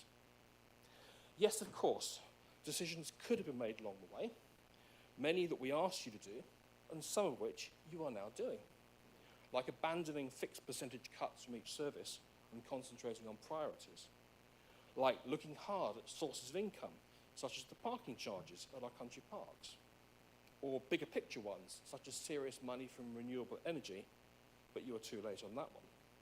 And like taking lobbying government so much more seriously as this new administration is, including the commendable joint letter signed with Kent that told the financial picture of government as it really is. So for those initiatives, and the genuine efficiencies that arise and can be found along the way, and savings that have been found, we do say thank you. They're necessary, they're essential. But it really is now quite possibly too late. The time for a strategy was years ago, as we said at the time, year after year after year. So let's just take very briefly a look at the report before us today, endorsed by Cabinet, and specifically the words of our senior staff, because they do need drawing to all councillors' attention and to be on the record. Take a look at the paragraph, the section of the report that matters most, section N from paragraph 113 on the medium-term financial position. Read paragraph 119. In the context, the County Council is not financially viable from 2025, just 2 years away. It states that our corporate management team are looking at savings, cuts it has to be, that might be available to determine whether the County Council can close the future budget gap through its own actions by providing the, quote, bare minimum of services. Paragraph 120 says that savings in excess of £100 million, a target, are unlikely. Let me quote one section. And remember, these are not my words, they're words of our senior staff. It is not surprising that this position has been reached, as the County Council has been stating publicly since 2018 that unless something is done about the increasing cost of social care and the underlying model for funding upper-tier local government, that it is not financially sustainable, since it cannot indefinitely make savings in other services to fund the growth in social care. This summer, then, it is not just about making efficiencies and salami slicing more services, axing some like those youth services and children's centres all those years ago. And by the way, those services help reduce spending on social care, they help reduce spending on community safety. It's about thinking the unthinkable. And that's the position we're in the summer of 2023. Paragraph 123 then goes on to say, and again, I'm quoting our staff, without fundamental changes in the quantum and distribution methodology for local government funding, it is likely that many authorities will start to fail in this timeframe. And the Spending Review 2024 is therefore pivotal to the future sustainability of upper-tier local government. So it's not just Hampshire that's under threat, but potentially every county and unitary authority in the country. What is therefore so clear is that the real change we now need is not in any amendment we, or you, or our staff can put forward to this budget. It's an amendment to those who are taking decisions nationally by changing this tired and clapped-out government so burdened by sleaze, incompetence and infighting that even the third Prime Minister in 6 months could be under threat from his own backbenchers over the Northern Ireland Protocol and the spectre of wipeout in local elections. The accountability for this budget, Madam Chairman, sits with Hampshire's Conservative members of Parliament. They are the ones that vote year in, year out to cut local government in real terms, to fail to fund the NHS, to allow private water companies to keep dumping sewage in our rivers. They are the ones that put Liz Truss on a ballot paper that enabled Trussonomics and the crippling interest rates that have stoked inflation and the cost of living crisis after Kwasi Kwarteng's kamikaze budget. So, for all of Hampshire's Conservative MPs, we on this side of the chamber say this: we're on to you. and we're not going to let you get away with it again. Time is up.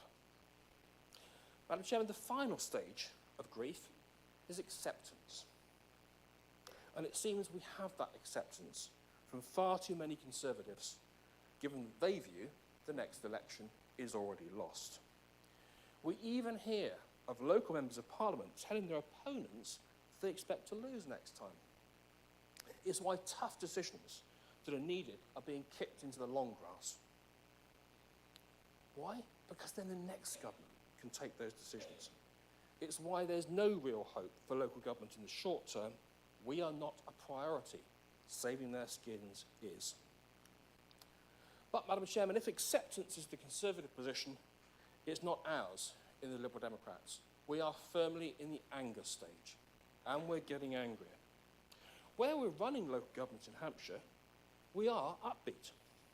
I've been so impressed by the performance and the vision of the Liberal Democrat administration in Winchester, building a new NHS surgery on an old car park, for example.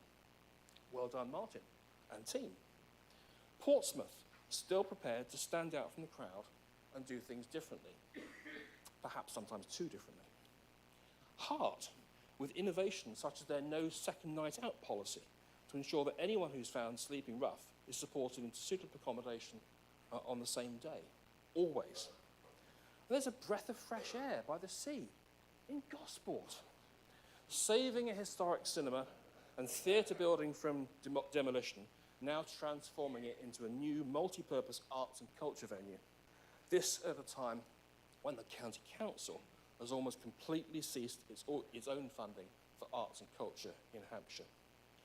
And despite the press headlines from time to time, in Eastleigh, where yet again next week, the council will be setting a balanced budget with ease, still £5 million up each year from its commercial property, with council tax reduced in real terms for the 20th year running.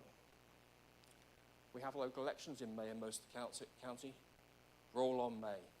I'm looking forward to local elections in places like the New Forest and Test Valley and East Hampshire, who haven't had the opportunity to go to the polls for 4 years. But back to the plot, Madam Chairman. Where does that leave us? Largely at the mercy of a tired, failed government. Our fate is only very partly in our own hands now. So from this side, we cannot support this budget. It is not the County Council's budget. It has become the government's budget, not ours.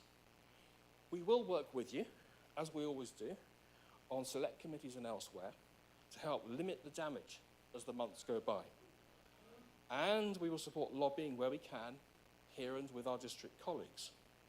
But we must lay responsibility for the destruction of local government where it blames and rests with Hampshire's Conservative MPs. Madam Chairman, where does that leave us then? It leaves us with a budget we can't support, but where we must accept there is real need for change.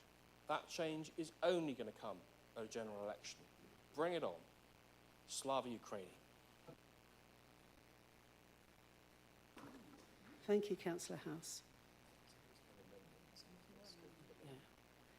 So, can we have the leader of the Labour group, please?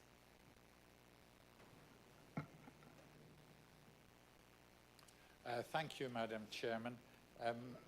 It's somewhat difficult to follow those two, I would say, but I would like to first start by, as Councillor House did, thanking the Director of Corporate Operations and the Head of Finance for their briefings. They made the position clear, both for the County Council and for residents. And I too appreciate the parts played by all the staff who fed into those budget preparations. So any errors in interpretation that come out now are purely mine, I would say. I would say that last year, this budget meeting was a week before the invasion of Ukraine. And at that point, we weren't to see what was to come. and it's been quite horrific. We've seen the people of Ukraine inflicted with hardship, the troops from Russia perpetrating war crimes, and destroying vital infrastructure in that country. And we have to respond in this country because the effects that have come through to inflation because of the whole change in the way the international economy has worked with gas coming from Russia and so on. That's pushed up inflation. And that's had the most drastic effect on this county council's finances.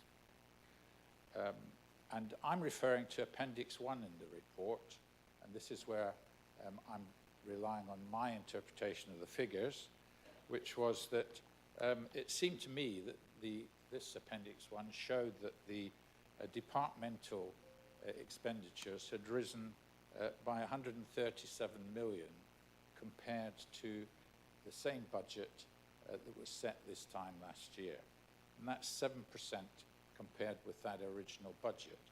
And given that inflation has been double digit, that's a very creditable performance, and has been put down to the fact that there's been good financial management by the county council and good efficiency improvements. However, these changes, these huge changes in expenditure, give an early warning sign.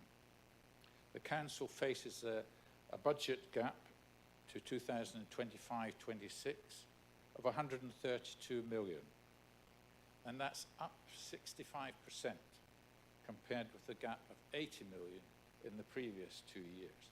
That's the extent of the challenge. Last year, the council had warned the government that without a long-term sustainable funding solution to the growth in social care costs, the council was not financially sustainable in the longer term. Where's the response to that? At that time, I proposed stepping up the lobbying of the government and to face the greater challenges ahead. But that was turned down rather reasonably, it seemed, because there already had been success in lobbying the government before, including meetings with Hampshire MPs and briefings of civil servants. However, last autumn, after the chaos in the government, twice changing the Prime Minister and also switching around ministerial responsibilities, the Council did step up the lobbying effort, again with success. But it was only short term, because the settlement that was produced was only for 1 year. The government should have proceeded with the fair funding review rather than kick the can down the road. So the council is now in a worse position than this time last year. We can see how much greater the inflation pressures have become, including the cost of energy, salaries, and materials. Also, the government has failed to implement a viable plan for adult social care, so the council costs are still subject to great uncertainty going forward that we heard from Councillor Fairhurst about. Only yesterday, we had the news that councils in England last year had to chase more than 60,000 adults with disabilities and long-term illnesses for debts after they had failed to pay their social care support at home. In response, the Local Government Association pointed out that this was due to rising demand for support and squeezed budgets, just as we have in Hampshire. Again, almost half the social care providers in this area of England are said to be considering exiting the market as their costs rise to unaffordable levels and staff quit for better paid jobs elsewhere. In these circumstances, I would like to know, how can the council budget possibly meet the costs of social care going forward. Now, in his report earlier, the leader gave a very welcome praise to the staff of Hampshire Highways for their great work during the severe weather. But unfortunately, there's another side to this, which I see in my division and I see reported from other divisions across the county. And that is that it's not enough. So, last year, the council spent £31 million on highways, roadworks, including £6 million on reactive repairs. But this doesn't seem enough to produce the quality of roads that residents consider necessary to go about their lives. Residents get fed up reporting problems that are not tackled as they wish them to be. Residents know that it's they who are picking up the costs of replacement tyres and damaged vehicles. They question why they have ever-increasing council tax when the roads and the pavements in their neighbourhoods are deteriorating. As it is, and we've heard this from Councillor House, the government seems stuck in austerity mode, demanding ever more from public services for less input, and postponing essential reforms that would empower local authorities to do what is best for their residents. One outcome, which we see, is that demand at food banks grows. We see those in our communities most in need end up suffering most. And what we have, this is how it seems, is that the government is actually seeking to buy or retain any vestige of public support by limiting increases in council tax to small percentages.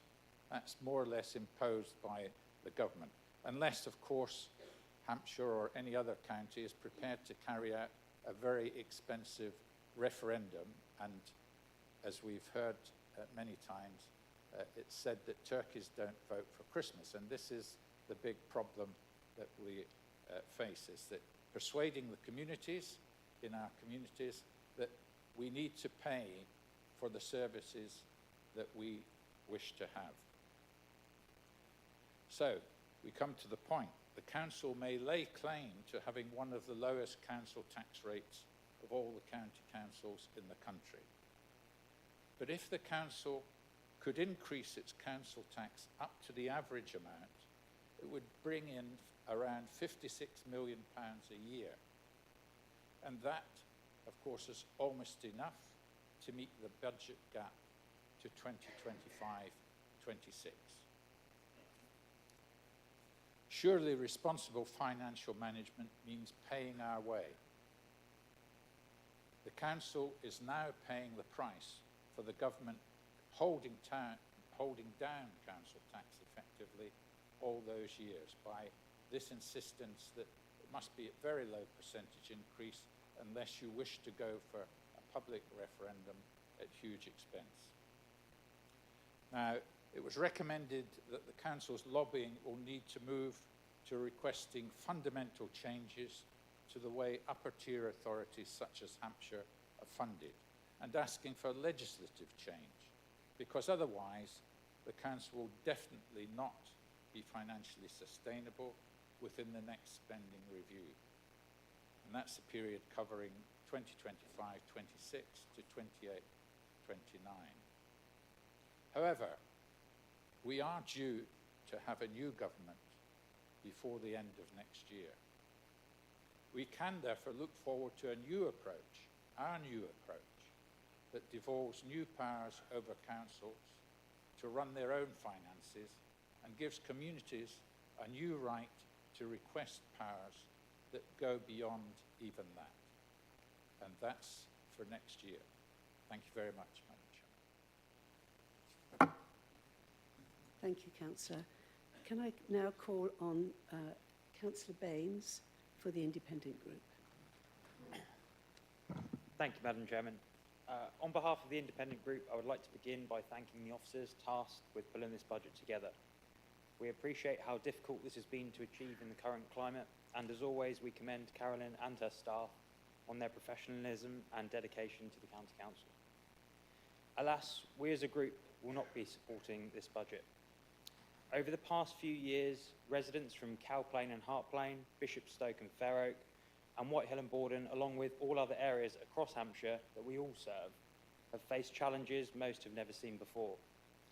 A pandemic that saw so many families lose loved ones, a cost of living crisis that has left some households unable to pay their bills, forced to choose between their meals and their heating, and a mental health crisis that has swept the nation. Given all of these challenges faced by our residents, how can we possibly sit here today and vote for service cuts, but for an increase in the amount residents have to pay for the privilege? How can we possibly vote for a council tax increase of 4.99% when many residents are already at financial breaking point? It is the 1.48 million Hampshire residents that are left to deal with the consequences of decisions made in this chamber today, and yet again, it is the most vulnerable residents that will be affected the most. The current financial situation the county finds itself in is bleak, to say the least. The leader's joint letter with Kent spelt out to government very clearly it's 2 years and counting. Cuts year after year to our services have seen our libraries close, our road networks crumble away, funding to the voluntary sector reduce, and has meant that we now have a budget that doesn't address the urgency of climate change for future generations that is needed. The sad reality is that when our services disappear, they will be gone for good. It's not just the here and now that we are worried about, it's the implications for the future this budget will have and the declining effect decisions will take on our residents that is so concerning. We are reaching a point, if we haven't already reached it, where we as an upper tier authority no longer offer any non-statutory services. It raises the question, is there any point of having an elected council at any level if all that is delivered are statutory services that could be done so by the civil service? Autonomy is fast becoming an illusion. The reality is that much of this current budget could not be changed, regardless of which political administration were in power. However, with that being said, there have been previous examples of certain decisions being made in line with political priorities that have caused concern. For example, £1 million being spent on a refurb of this very chamber that was and remains superfluous to our need, whilst nearly £1 million was slashed in helping to get children with SEN to school. It was only at our last meeting when the majority of members in this room voted for an allowance increase for themselves. Fast forward to today, and it is proposed that the Hampshire residents help pay for that pay rise with increased council tax payments. As Councillor Humby has already said today, the system itself is broken and has been for a long time. It disproportionately affects the most vulnerable time after time, and a fair financial settlement from government is never achieved. The lack of appropriate funding provides a stark contrast to the government's rhetoric of levelling up. In fact, their decisions mean that we as an authority are doing the complete opposite and are quite frankly moving backwards, proposing to increase taxes for the most vulnerable residents and cutting our services for those that rely on them the most. We have areas across England that are being moved into unitary authorities, giving residents one point of call to resolve issues that they may have, whilst most of Hampshire still has 3 tiers of government and is proposing a 4th with a potentially elected leader, 5 if you include MPs. To quote a famous Chinese proverb, the best time to plant a tree was 20 years ago, the second best time is now. The system needs to change and residents need to start getting value for the hard-earned money they pay for local government services. We know that potential change is around the corner and is something that isn't factored into the here and now budget. As a group, we have stated before and we will do so again, a 3, 4 or 5-tier government system creates duplication, confusion for residents being sent around the houses from one council to another, and most importantly, wastes public money on an enormous scale. Ultimately, who really cares which tier of council collects their bins as long as they're picked up on time? Who really cares which tier of council paints the lines on the road or fixes a pothole that keeps reappearing as long as everything remains safe and clear for road users? We simply cannot justify so many layers of bureaucracy that cost so much, and I know that many of the double and triple hatters in this room will despair at the idea of a unitary area. But it is what is needed for the greater good, and I'd much rather see that money being spent on mental health services for young adults, on increasing teachers' and nurses' pay to levels that they deserve, and to be invested in our emergency services who protect our lives every single day. We fully support Councillor Humby in pushing for a fairer financial settlement for Hampshire, and will welcome a regular update from the leader pertaining to his conversations with MPs and government around this. Ultimately, it is the government that are making the decisions that leave us and our officers to pick up the shattered pieces. As we've seen recently with the government's response to the independent review of children's social care, less than 8% of the total recommended funding was committed to, just enough for the broken children's social care system to limp to the next general election. These decisions directly affect the children this authority is responsible for, and decisions like these simply cannot continue. One of the key elements that this budget doesn't focus on are the unintended consequences of decisions being made. We all know that cuts to services have a snowball effect further down the line and can last for years, even generations. Councillor Parker-Jones so eloquently highlighted concerns around unintended consequences in our previous response to the savings programme in November 2021. And I would like to draw upon those concerns once again and give you a real-life example of what these unintended consequences have meant for residents like Tom and Ruth. A local couple who have lived in a quaint Hampshire village all of their lives. They have a beautiful family home that they have built and treasured, raising a wonderful family and contributing their whole lives to the local economy. Since retiring, Tom and Ruth have decided to do their bit for the environment and get rid of their diesel cars, maximising the use of their bus passes to get to where they need to be. Unfortunately, the bus route and service both Tom and Ruth use has been withdrawn, leaving them unable to get to the local town or to do their shopping, meaning an expensive taxi journey that emits even more CO2 than the cars Tom and Ruth chose to sell. It's not just the increased cost being spent on taxis whilst living on a state pension or the emissions being released into the Hampshire air that are the real-life consequences of decisions made. I'm afraid it's much worse than that. Now being without a bus route, Tom and Ruth are unable to meet up with their friends or to get to church, which is incredibly important to them, not only for their faith, but for gathering as a community and as a friendship group. This has led to a declining effect on Tom and Ruth's mental health, something that after a lifetime's hard work and dedication to their family and our county, they should not be having to experience because of a reduction to services. Having the route taken away from them, Tom and Ruth now also find it incredibly difficult to access their doctors and their dentists who are simply inaccessible from where they live.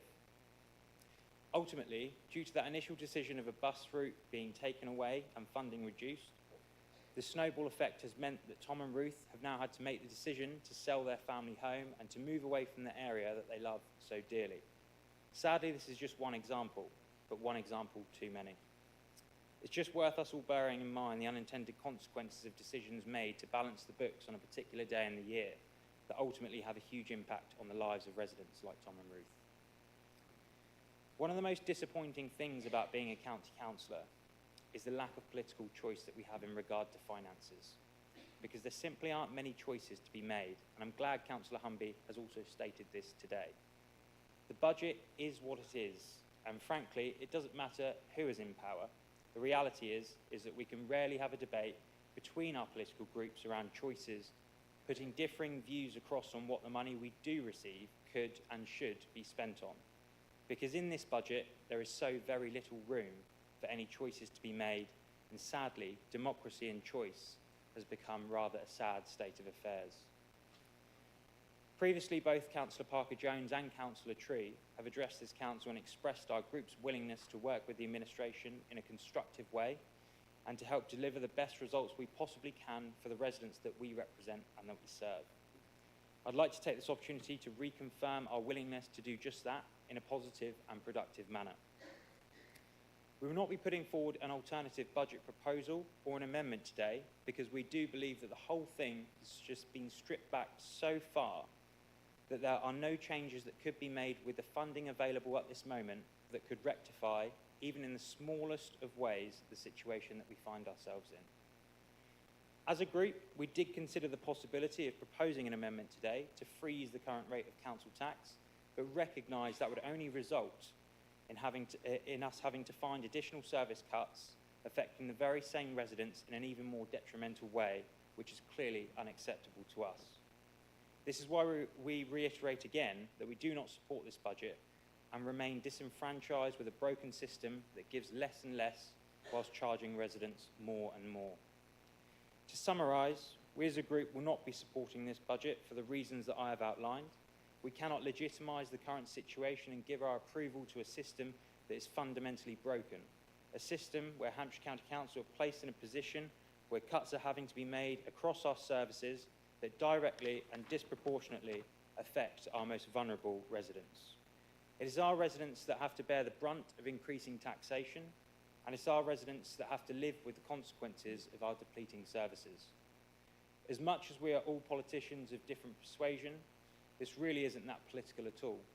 Rather, it is a moral decision. We cannot continue to disadvantage the most disadvantaged and think it is okay to do so. That's why today we are sending a clear message that we cannot continue in the direction that we are headed, and will be voting against today's budget. Thank you, Madam Chairman. Thank you, Councillor Baines. From that, I understand that you're not going to put forward an amendment. Can I ask the other groups, are they putting forward an amendment? Thank you very much. In that case, can I open this now for a general debate? Now, each speaker has 4 minutes, and the debate will start now.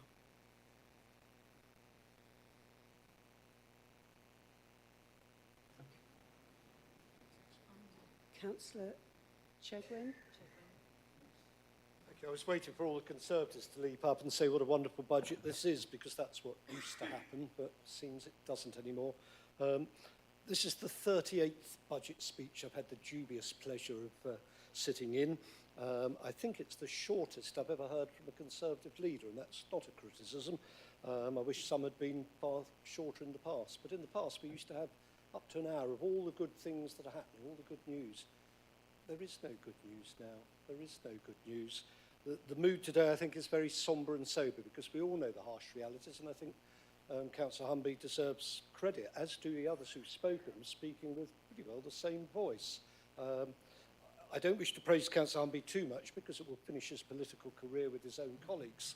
But it does take guts as a Conservative leader to stand out against your government and with Kent to write a letter that set out the harsh financial realities and to say this council's financial position is shot, and so is local governments generally. And we know that's true. There's several in this chamber today, apart from myself and Councillor House, who lead district councils as well, grappling with exactly the same problems as Councillor Humby. Thankfully on a smaller scale, but problems all the same. The things that councillors used to do just as of right just don't happen now because there's no money. All of us were elected to try and improve public services. No one, I suspect, was elected to cut services. No one came into this chamber to stop things happening. We all want to improve the quality of life for the constituents that we represent. And that, I believe, is the view across the chamber. We can have the yaboo politics that we often do, and so I have to suffer in gospel. But the fact is still that we want to improve the service. We may disagree on which services should be improved in what way, but all of us want to improve the quality of life for our constituents, and all of us are being prevented from doing so because, as Councillor Humby rightly said, the system is shot in the same way as we're seeing the National Health Service is also shot. And until someone nationally has the guts to sort it out and the courage to make things happen that have to happen, the trend, the decline will continue. We are presiding, as I've said before, over decline. And that's not what any of us were elected to do. Every year we are cutting more services. When we referred to Councillor Rice, the late Councillor Rice earlier on, we referred to things that happened in the past. All the sub-boards we used to have, the panels on arts and libraries, museums and archives, none of them happen now. And actually none of those services happen. The budgets have almost totally disappeared. Even the Culture and Communities, what used to be Recreation Committee, has totally vanished. Bit now is in P&O. libraries, I think, have gone in, children's services, archives have gone as well, museums out to outside bodies who are cutting staff themselves because they also don't have the money. And ultimately, the services go down and down. And sooner or later, we have to work together. And I sense there's a mood to do that in this chamber today, to work together, to say to government of whatever side, you really have to sort this out. Telling us we can put up the council tax by half the rate of inflation, or in district level, less than third the rate of inflation, inevitably means that services will go down. And we have to say, sooner or later, the referendum idea, which we're all terrified of, was mentioned. Sooner or later, maybe someone does have to go out to the public and say bluntly, are you prepared to pay more for services, or do you just want to always pay less and the services disappear? And I wonder actually what the public answer would be if it was set out and if the parties worked together. I rather think the public actually may say at the end they want the services to continue.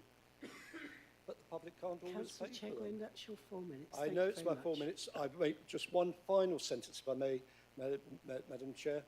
We do have to work together on this if we're to achieve it, and the Hampshire MPs have to be part of that to speak up for Hampshire. And I look to Rob, I look to Keith, I look to Alex. It's no good hoping that another government's going to change it because they'll face just the same problems. If we don't all face up to it and work together, we'll have this debate next year and the year after, but probably not the year after that because this council will have ceased to exist. I think we get the gist. Can we now go to Councillor Price?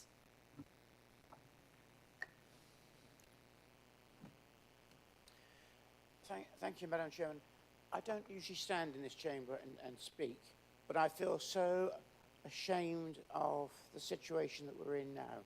We're between a rock and a hard place. The residents out there can't afford the increases of council tax.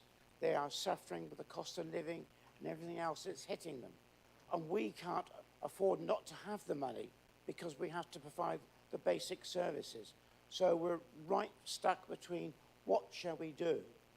And what is so upsetting to me is that the central government is doing nothing about it. Any of the issues that are facing this country at the moment, they're just ignoring them.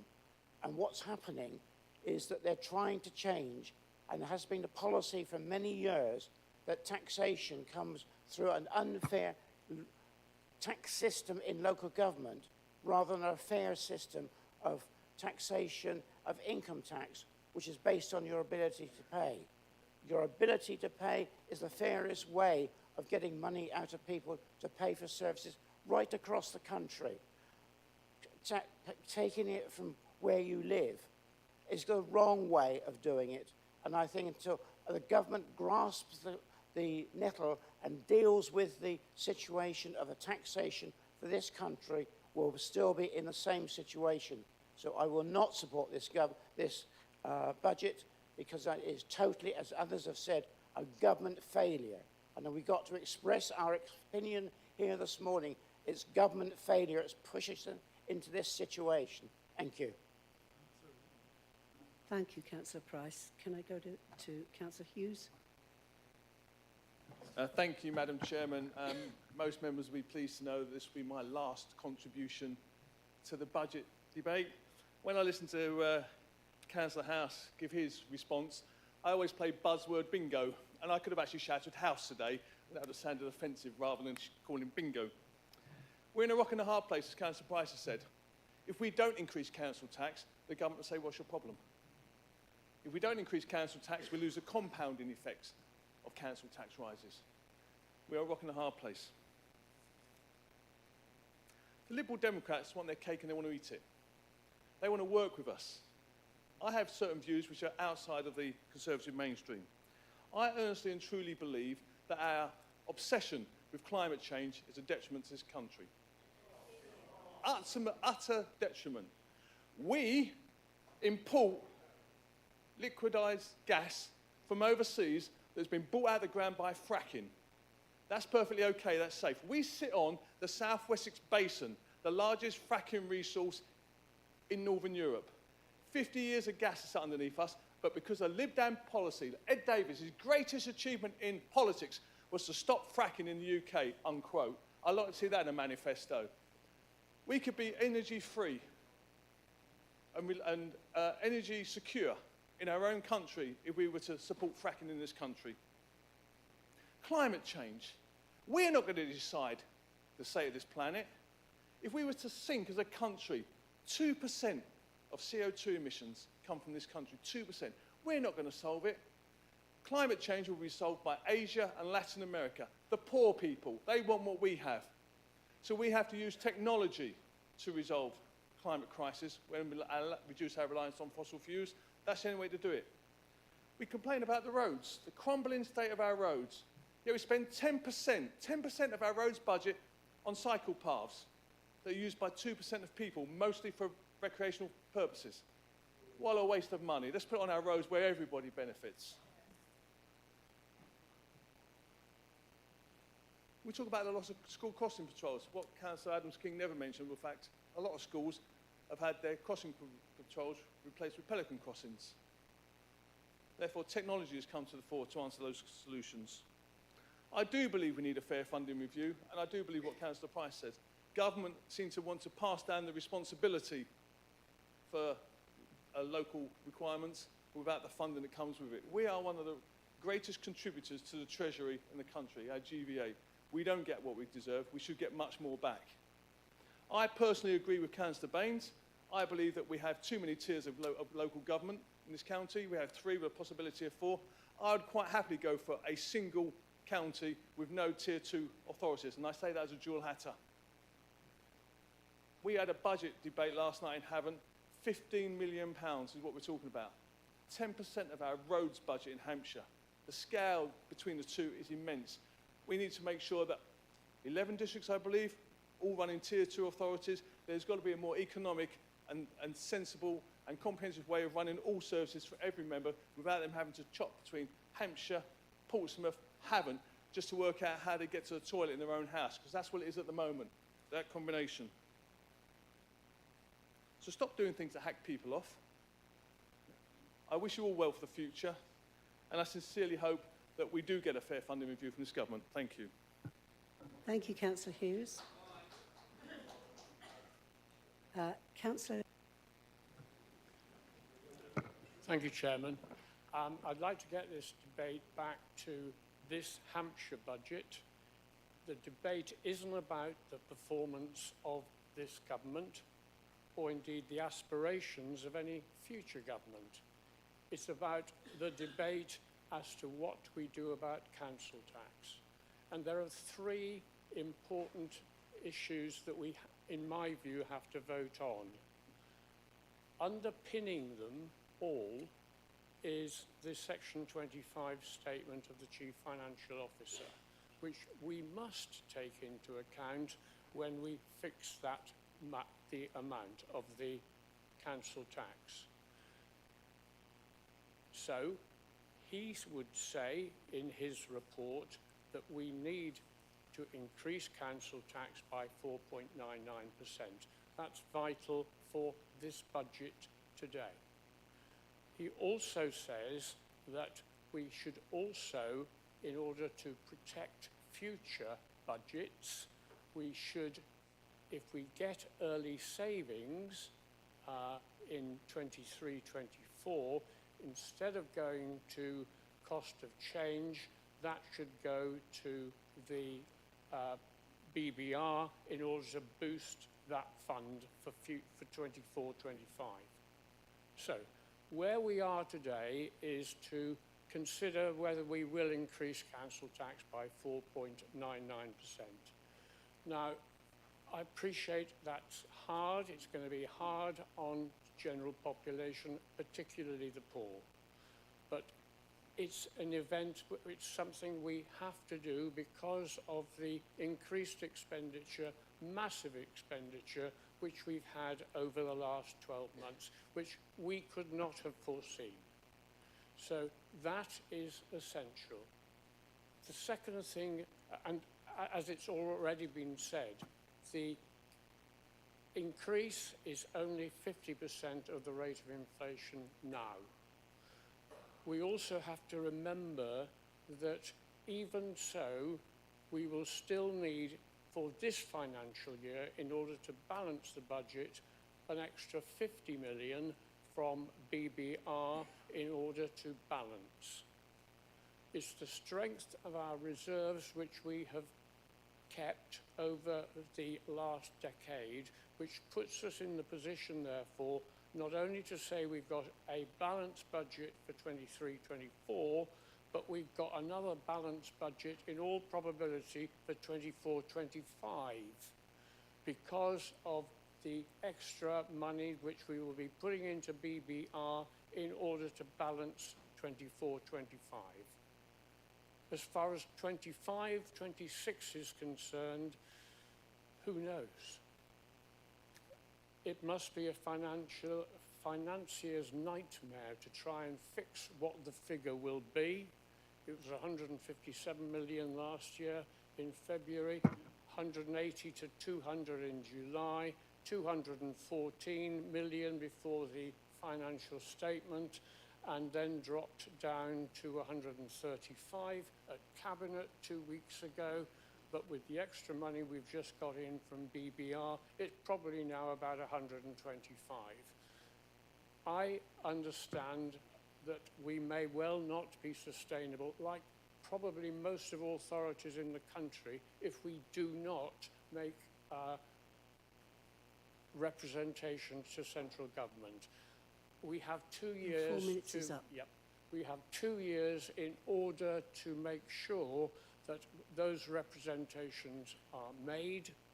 And as far as I'm concerned, bearing in mind the performance of our senior officers over the last decade, I have every confidence in them that they will be able to produce a budget in 25-26, and in any event of all the counties in Hampshire, this is the budget, this is the county that I would prefer to be in. Thank you, Councillor Latham. We now go to Councillor Parker-Jones.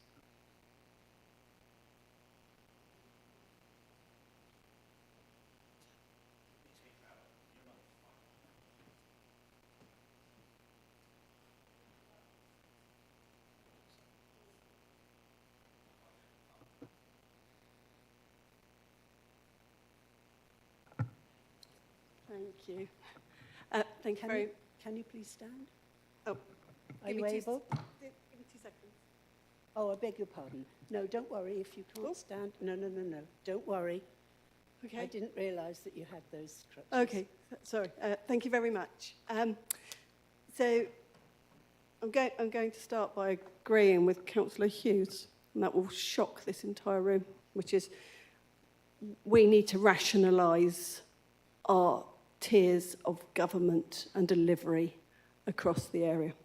And then I'm going to fundamentally disagree with Councillor Hughes on absolutely every point he made, because I fully believe that I want to protect our world and our services for future generations.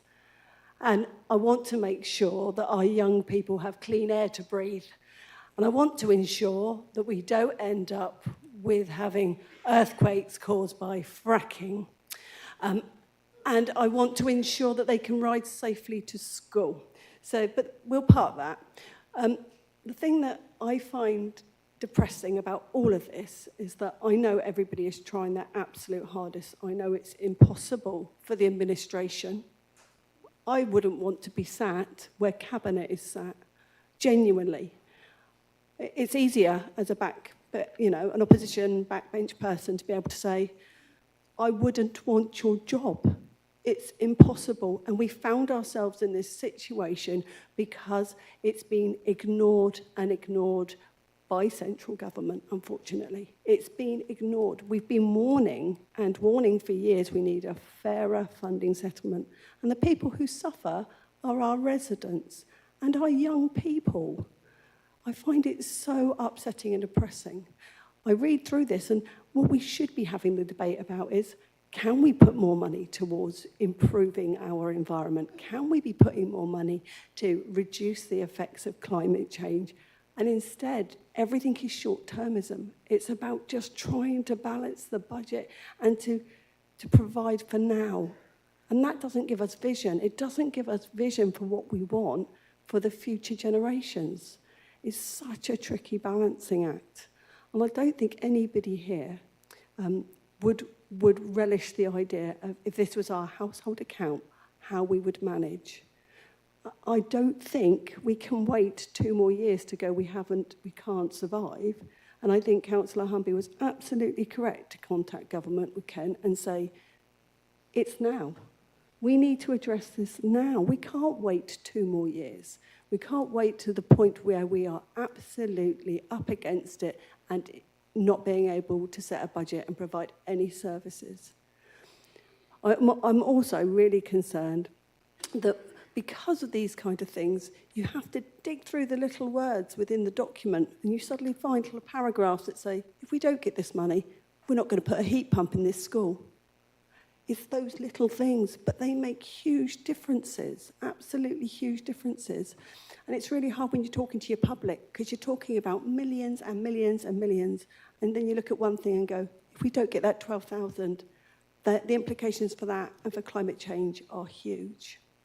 So I'm really sorry that I can't support it. But I do not blame a single officer, and I do not even blame the administration for the position we find ourselves in. Thank you. Thank you, Councillor Parker-Jones. Councillor Heron.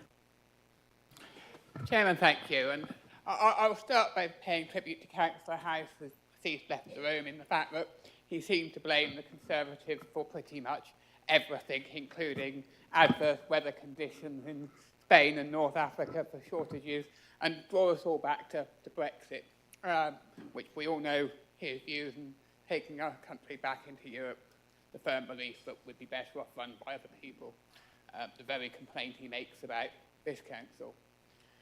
But, Chairman, we've heard a lot about the challenges we face, and we've heard a lot about what the leader has done to try and work with government to highlight these problems. But there's 2 things we haven't perhaps heard enough about today.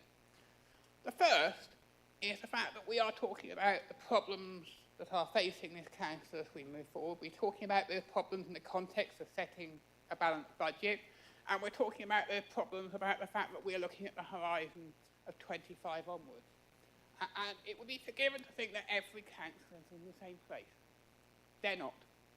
It is only through the way that we have managed the finances of this council, it is only through the way that we have modernised services, perhaps ahead of others and often in the face of great opposition from our opposition members, in the days when they actually put forward alternative budgets, that we are in the position we're in. Many authorities are in a far worse position. Some have acknowledged those positions. Some have talked about the fact that they will struggle to make a balanced budget this year. Others, indeed some in Hampshire, continue in denial. You know, they accept that their assets perhaps aren't worth what they thought they were, despite governments coming in to look at their finances. They think that they can preach to others on how they can run finances. So, yeah, we are in a challenging position, but we could be in a much worse position. And finally, as we have opposition parties amongst them, not one of them has found a single line in our budget that they thought that they could make an alternative proposal. They speak as if there aren't choices, and there are, members, choices. There are choices. We all know that we could put money into universal services, fix more of those potholes, go out and stand next to a pothole like one of our Liberal Democrat councillors and point at it being fixed, and that would help our election chances, particularly in these clearly running up local elections that Councillor House was campaigning for. But no, we make the choices to put that money into children's services and adult services. Because at the end of it all, at the end of the day, the choice we make in this chamber is, yes, we want to win elections, yes, we have a vision for this county, yes, we are doing this work, but never will we play politics with the most vulnerable in our society. And that is why, Chairman, I commend this budget. Thank you, Councillor Heron. Councillor Reid. Thank you, Madam Chairman. I want to make 3 points, and at the end I'm going to invite the opposition parties perhaps to consider whether they are taking the right position in this debate and planning to vote against. But first of all, let me say that I will support a balanced budget that has been produced under the most difficult of circumstances. How could we not support a balanced budget that's been produced under these circumstances? Now, the second point I want to make, and it's very briefly, I was very pleased that the leader referred to the payments which we have made to our staff over the last year to say thank you to them for the exemplary service that they have put in. The Taxpayers Alliance, who produced the report that was critical of us, are effectively saying they did not support Hampshire County Council being a good employer. Shame on them, good for us. We are a good employer and we must stay a good employer, and I firmly support what the leader said. A suggestion now, and this comes to the Highways Department. One of the things that we are all seeing is potholes, and one of the things that really annoys me is ribbon potholes which form along the trenches that have been created by contractors who've dug up our roads and reinstated them poorly. For goodness sake, let us as Hampshire County Council impose ourselves more forcefully on those contractors, because they are doing immense damage to the safety of our motorists and our cyclists who use those roads. Now, the third point, and this is where I really want to speak to the opposition groups. I was at a Conservative group meeting earlier this year, shortly after Rob Humby wrote to the government, along with Kent, in the most robust terms that I think we've ever publicly said anything as a council. And I said to the Conservative group then, you realise that whatever the maximum is that we're allowed to do in terms of council tax increase, we can't agree with those words and then vote for anything less than the maximum, because we have spelt out that there is a real problem that has to be addressed regarding the finances of this council, especially into the future. Now, that is a reality that applies not just to Conservatives, but also to Liberal Democrats and Labour and the Independents. You can't agree with what Rob said and then fail to support this motion, because it's an illogical position. If you agree with what Rob Humby wrote to the government, the only logical position to take is to vote for this budget. Anything else is just playing politics.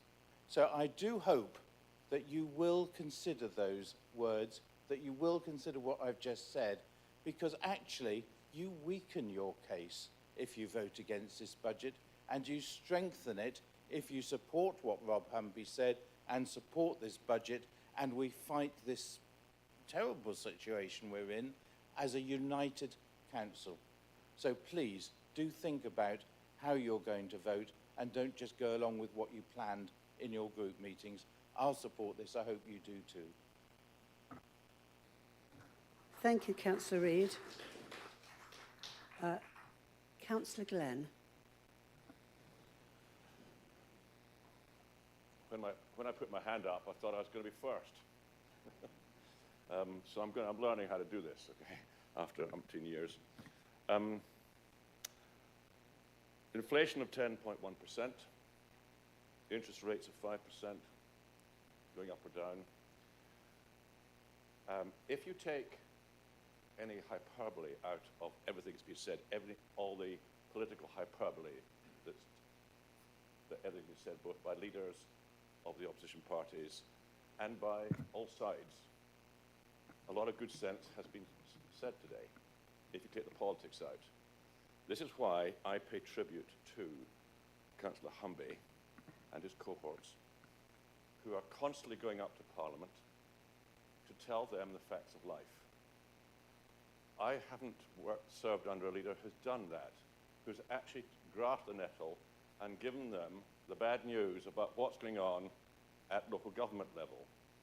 Because basically local government is the arm of national government.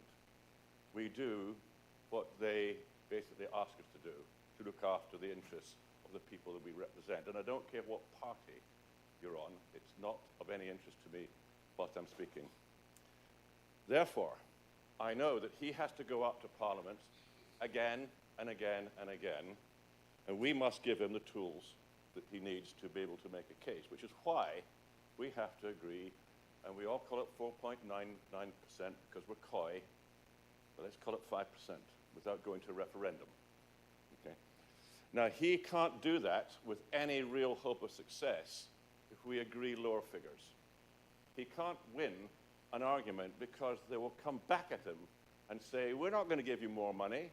You're not actually raising enough tax on your own. So he has to do it. Now, thank goodness we're not at a cliff edge. Why? Because over all the years, all of us have been involved in the county council. We have basically held on to our reserves. And reserves are really important, not just at county council level. It's important you have it at home. So that when the bill comes in you're not expecting, you can cover it. You have to have reserves. It doesn't matter how long you hold them onto for.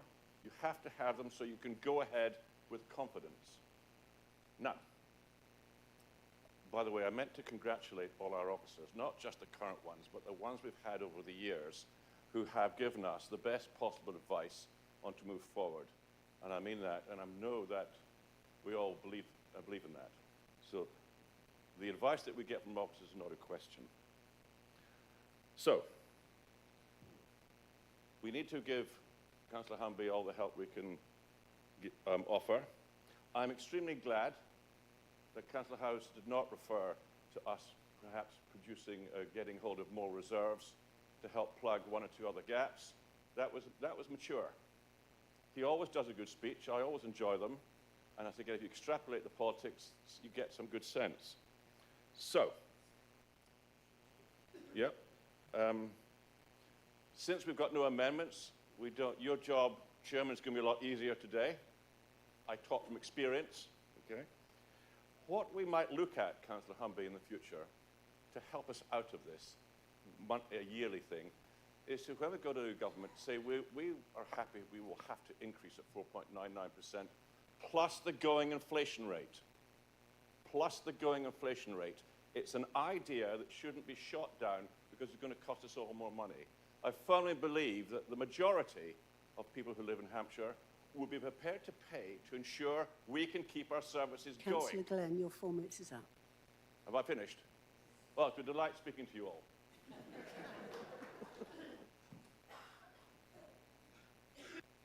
Councillor Porter. Thank you. And I think following on actually very well from Councillor Glenn's comment, we're actually paying for those years of 0% increases, which sounded generous at the time, but now we're all suffering the result of it. And the final settlement for this council was given to us on the 6th of February. Well, I don't know about you, but I don't really want to budget for my next year and at home or my charity or my work, knowing only the final figure on the 6th of February before the beginning of April. And on paragraph 114, the statement described this autumn statement that was given by government as less dire for upper tier local government as a whole. Now, I've not been here for 38 years, I think I've been here for 18, but the word dire I don't think has occurred in any report before. It didn't change the underlying position of the County Council of not being financially sustainable beyond 25-26, without a fundamental review coupled with a multi-year funding certainty. And paragraph 119 describes how difficult this is. And I wanted to raise that because this is 170 pages, and most of the members of the public will not get to read through 170 pages. But I think that we've all shared today the pain of what this really means for us all.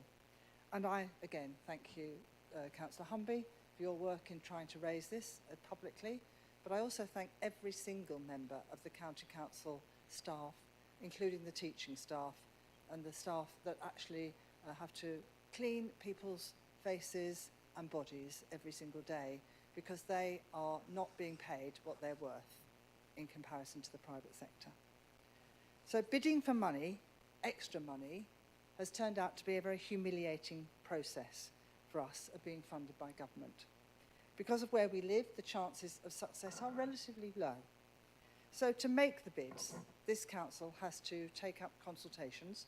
Those consultations raise the public hopes, The officers are distracted from delivering their funded schemes that they've got already, and that delays delivery. This delay costs money too, because the current project prices of things we have got the money for inflates over the years. Bidding for the money also changes the criteria for success of a scheme, and it requires a quick decision and quick choices that may not reflect the real needs of residents. So I do ask, really, that for the next year's budget, our esteemed leader asks the government to think about the way in which they're offering that money, because at the moment it means that we are making bids and wasting money to make those bids which we don't have a chance of getting. Children's services includes a real pressure for all those children needing a little extra care. SEND, EHCP, social care, free school meals, learning and psychological needs resulting from COVID, being exploited, asylum-seeking children, and school journeys for children too. We need to stand up for all children and look towards their future. So I was excited by Hampshire 2050. I really enjoyed listening to some of those speeches and the really modern, forward-thinking thoughts of them. So I'm actually not suggesting things for this year's budget. It would have just taken the officers' time, which would have been a waste of time. But for children, I seek for next year's budget, and I'd ask for consideration of youth services, reinstating youth services, which could potentially do so much to help children to become rounded adults that we're hoping for by 2050. And also looking to how young people can actually reduce their own carbon budget, so that we think very seriously about school transport, about bus services, about the way in which we move around and the way in which we live by 2050, and not just the way we are as a much older population. I know, as a much older population are doing now. Thank you. Councillor, can I just say that I've got 4 more speakers on my list that would like to speak. One more? Councillor Tree, so 5. And we're getting close to 1 o'clock. So if there are any more people that want to speak, can they just show now?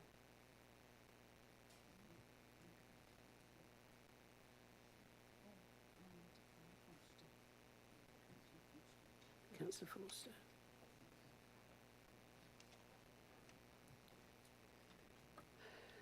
Okay, so we're now down to 1, 2, 3, 4, 5, 6, 7 more speakers. Each have 4 minutes. So can we go next to Councillor Donnelly? Thank you very much, Madam Chairman. I won't take my 4 minutes, I hope. Firstly, I'd just like to agree with all the voices that I've heard from across the chamber today about the issue of resolving this crisis up at Westminster.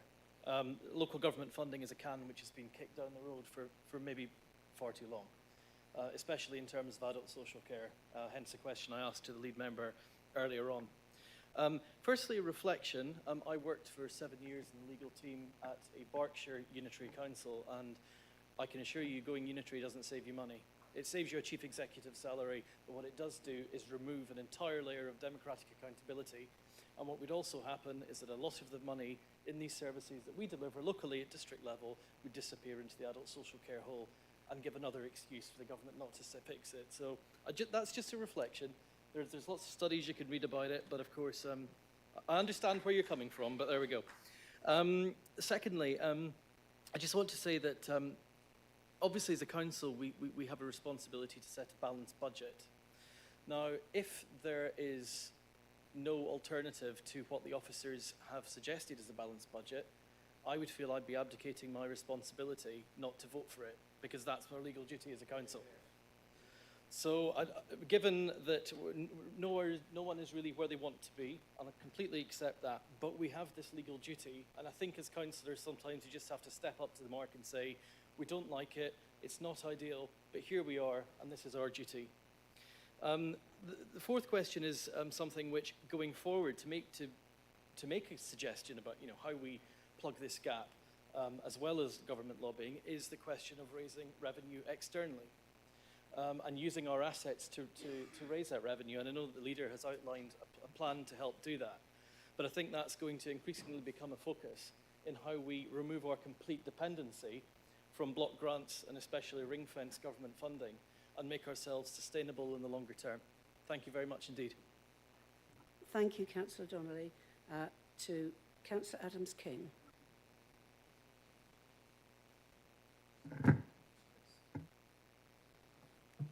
Thank you, Madam Chair. I too promise to be as brief as I can. I thought, really, in the face of lots of doom and gloom, I should perhaps point to the fact that there is still good stuff going on. There's still some really good work happening. We have a motivated and excellent workforce. In our own area, we're looking at new ways of recycling that will enable us as a county to over the next couple of years, introduce much more flexible and much wider ranges of services for our residents. We have new road schemes. We're providing a new bridge, an improvement to the bridge at Redbridge. We're next going to be moving on to Langstone. Councillor Cronshaw will be glad to hear. We're looking at ways by which we can help communities better bring in speed limits that they wish. So if they want to introduce 20 miles an hour, then there'll be chances for them to do that in the future. And I'd echo, Chris took the words out of my mouth about unitary authorities. I've been a unitary councillor. It's not a panacea to everything. I have to say to you that if you look at the unitary councils around us, Southampton, Portsmouth, Isle of Wight, and BCP, there's one for each of the different parties in this chamber there, so I'm not making any kind of political point. But all of them are in a worse financial situation than us. And all of them face challenges that are far greater than ours. And Chris is absolutely right. If you go down the unitary route, then you risk losing many of the very good things that we have in our districts. But that too, and that cross-party support and that cross-party working we're showing here, that is also our way forward. Even if we were to find a magic solution to all of this, we wouldn't be able to introduce it in the next couple of years. What we can do, though, is make sure that by working far better with our districts of all political colours, and also with our parishes, we find ways to still continue to deliver for our people. Because at the end of the day, as Councillor Chegwin said, we're all elected to represent the people who vote for us.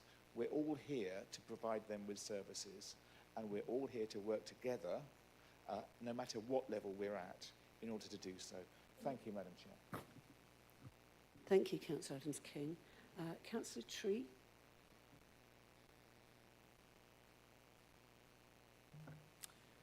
Thank you, Madam Chairman. I firstly want to thank Councillor Baines for his statement on behalf of our group and welcome him to his new role. The question for me is, what do I go back and tell my residents in Whitehall, Borden and Linford? I aspire to improve communication between the council and show them that what happens in Winchester is relevant to them and is helping them. And the challenge for me is how I describe, I hate to use the phrase doom and gloom, but the discussions in this chamber today. Because what I hoped when I was newly elected in May 2021 as a Whitehall and Borden Community Party independent councillor was that I could come into this chamber and I could hear lots of ideas and debate about how we could spend money, what we could do, what the different political choices are. And I could sit here and I could listen to a debate about how we could spend the money.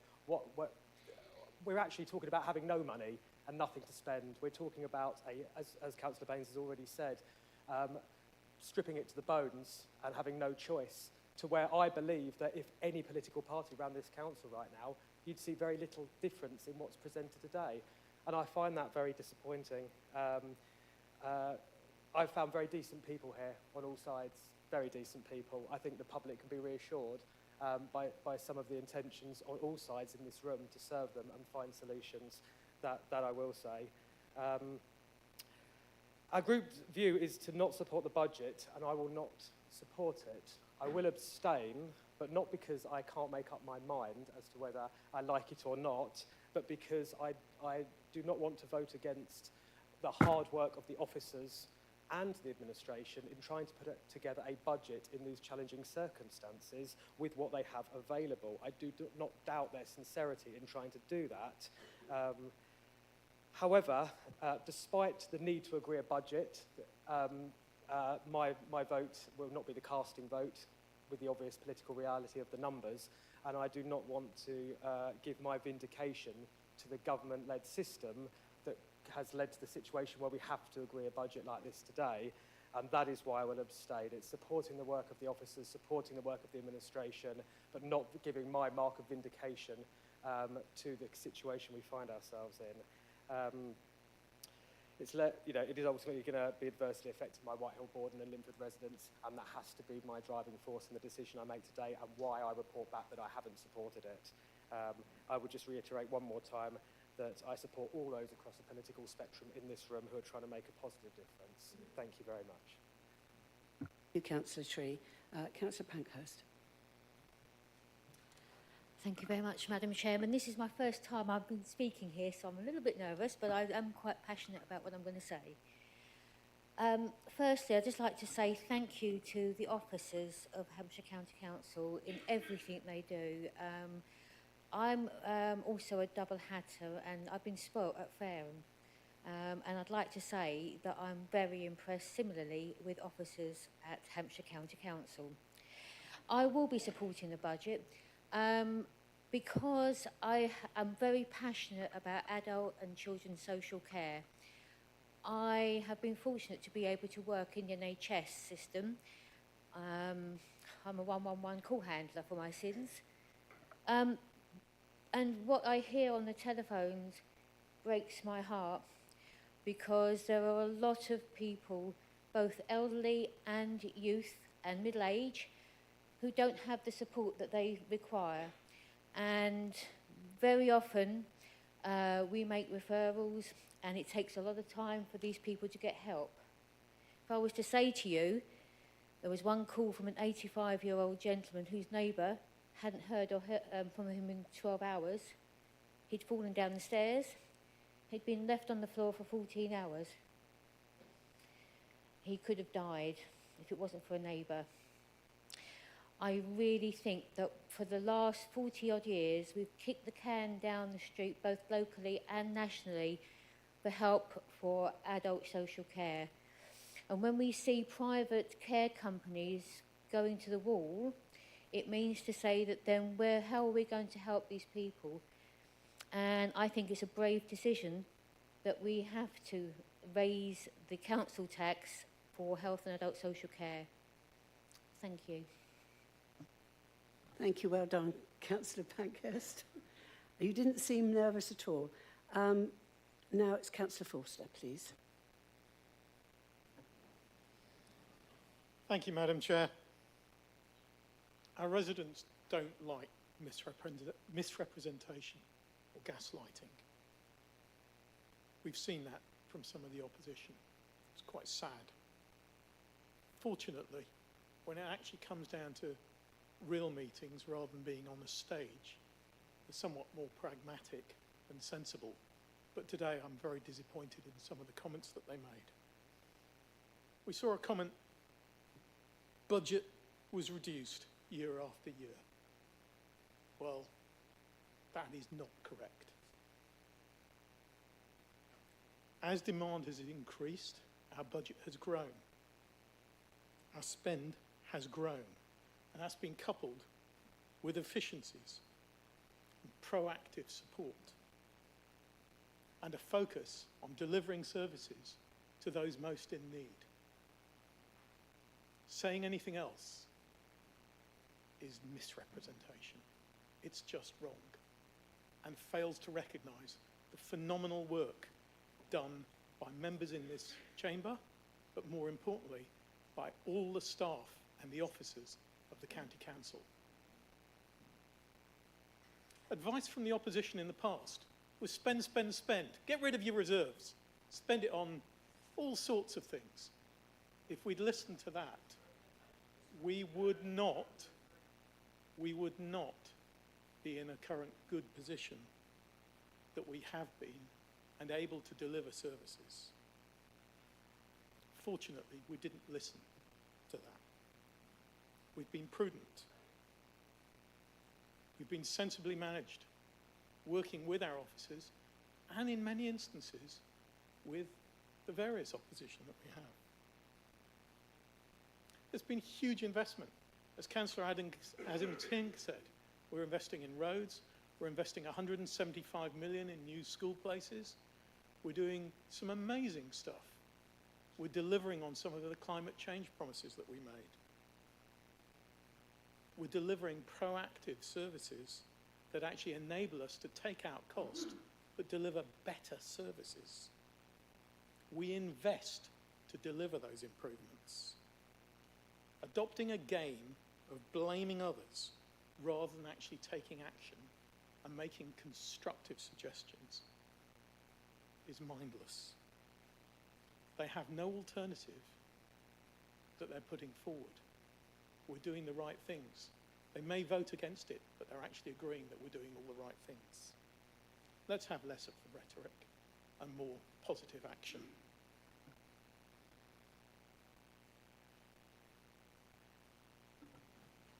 Thank you very much, Councillor Forster. Okay, we've come to the end of debate, I think. Nobody else has asked to speak. So, oh, sorry, I've missed two out. Councillor Philpott. Well, saving the best till last, Madam Chairman. Second last. No, but by the time I finish, Madam Chairman, we'll have run out of time and everyone will be going to lunch. I think there's been a couple of themes, I think, from the debate. The first theme is that there's been praise for the county council and the way the council has been run, and I think deservedly so. The council's position is to use available reserves to generate efficiencies, and by redesigning services and investing in technology. And I think we'd all agree that that is a very useful and extremely important and vital way to use our reserves. And I'm bound to say, as Councillor Forster was saying just a moment ago, that if we'd have followed the advice of some previously, we wouldn't have had those reserves to spend. The other theme is to blame somebody else, and in this case it's blaming the government, which I guess to some extent is everybody has done a bit of that. But listening to speakers in this debate, one would actually be fooled into thinking that the government is somehow sitting on a reservoir of money that they're just out of spite refusing to release to local government. I think we just need to get a bit of perspective. The government have just spent over £400,000 million on the pandemic of taxpayers' money. It's not their money, it's our money. It's the residents' money. The government doesn't have any money, only the money it takes from the taxpayers.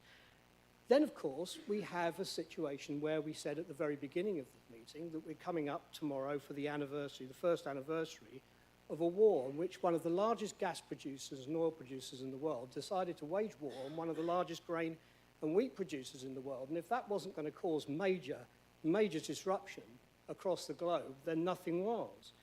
And it's those things, more than anything else, that have caused a substantial contribution to the increased costs that authorities like Hampshire are facing. However, there has to be a positivity, there has to be a way forward. And I firmly believe that the way forward is the way forward that the leader is taking. And that is to speak to ministers, to speak to those MPs in government, and to say to them that we need more freedoms here to make our own decisions for the residents. We need a local government that is more agile and that it is more accountable. If we're able to have those freedoms to make our decisions, then many of these debates that many colleagues have been speaking about from all sides, they feel as sterile because we're not actually speaking or talking about things that really matter, will change. And then we will actually be able to make those determinations here in this council chamber rather than the decisions being made from a desk in Whitehall. Thank you, Councillor Philpott. I'm really sorry, Councillor Collett. I hadn't gone to the next bit, so please speak.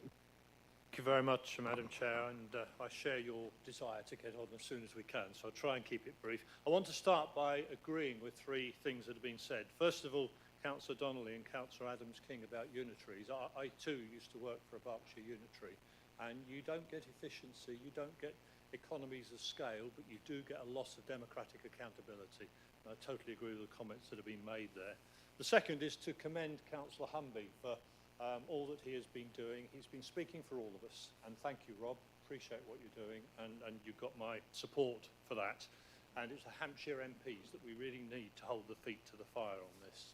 The third, perhaps most importantly, is to pay tribute to all of our officers. We are so blessed to have a brilliant team of officers doing their best in impossible circumstances to get the best they can out of the cards they've been dealt on our behalf. But I really want to address the comments made by Councillor Reid. But before I do, I just wonder what planet Councillor Forster has lived on if he doesn't think spending power has been reduced year on year on year over the past decade or so. I just couldn't believe what I was hearing, but there we go. Now, should we support this budget? Well, this budget is part of a long-term process. It's part of what's happened as a result of austerity, what's happened as a result of government reductions in grant at a time of increased pressures. And we cannot associate ourselves with what the County Council has done in recent years. I just look, our youth service has gone, completely gone, down to charity and volunteers now. Our accredited community safety officers have gone. At a time when policing staff numbers have gone down by 45,000 across England and Wales. And okay, the government's putting 20,000 back, that still leaves us a lot worse off than we were before. No wonder crime and antisocial behaviour is up. Adult care pressures, fantastic work done by our officers. But the reality that we see in the NHS, not just on our adult care responsibilities, but people stuck in hospital because they can't get out for all sorts of reasons, adding to the NHS pressures at a time when it's the last thing they need. We heard school crossing patrols earlier on, down from 194 in place 4 years ago to 130 now, a one-third reduction. And I've seen no serious campaign to recruit school crossing patrols. It hasn't been something that's buzzing across my wavelengths. Maybe others have seen it, but I haven't. Buses now just run for shareholders, not for passenger needs. It's just, you know, if you can make a profit out of it, it happens. If you can't, it very much doesn't these days. Arts and culture, decimated. Pavements, repaired at the current rate of once every 70 years. You imagine what bill is building up for our pavements and roads due to the lack of maintenance that's going on at the moment. There are so many things that have gone on in this council in recent years, and we understand why choices have been made, but you cannot ask us to put our hands up and support that. So, Chairman, no, we will not be supporting the budget today, and I don't really think you expected us to. Thank you, Councillor. Councillor Adams-King would like to come back on a point of clarification. Madam Chairman, yes, just to be something to be very clear to Councillor Collett, we don't have 130 school crossing patrols in place. We have 180. Now, I recognise those numbers when I gave the answer to Councillor House's question a bit earlier on were read out relatively quickly, but I take exception at the fact that we've had a third cut. That's not true. Thank you very much. Well, councillors, we've come to the end of debate. I'm looking at the time and I'm going to ask the leader to come back and answer. And then after that, would you like to take a break for lunch? After the vote. I'm trying to get out of here fast. Everybody's sitting here doing this to me. So we'll let Councillor Humby come back, then we'll do the vote, and then if you prefer, we will go for lunch. Thank you. Councillor Humby. Madam Chairman, thank you very much, and appreciate all the comments that have been made. And I know it's traditional at this point for the leader to stand up and probably address many of the points that have been made, maybe have a conversation, not necessarily a conversation, but maybe be critical of some of the comments that the opposition leaders make. That's not how I do things, and I'm not going to do it now. A lot of the comments, I've made notes all the way down on several pieces of paper. Just about all of those have been addressed by comments from the floor, from my colleagues and oppositions as well. So I'm not going to repeat them, like you stand and go through that. And if that's a bit different for some colleagues, then I don't apologise for that. I will continue to do the way things that I have been doing. And as I say, I'm not going to apologise for that. Well, the only thing I would comment on what Councillor has said when he said his glass is half full. Mine is always he said it was half empty. Mine is always half full, and even more. Because it's very easy for everybody to sit there and look at all the, as we've heard, the doom and gloom, the way things are. Well, I have actually gone on and tried to do something about that, along with my colleagues and with the Deputy Leader, Councillor Chad. And there are a couple of things that I'd like to say about that. I've been recently visiting many of our children in care. And I've been round and visited many of our care homes with Councillor Liz Fairhurst as well. So you can sit here and do the doom and gloom.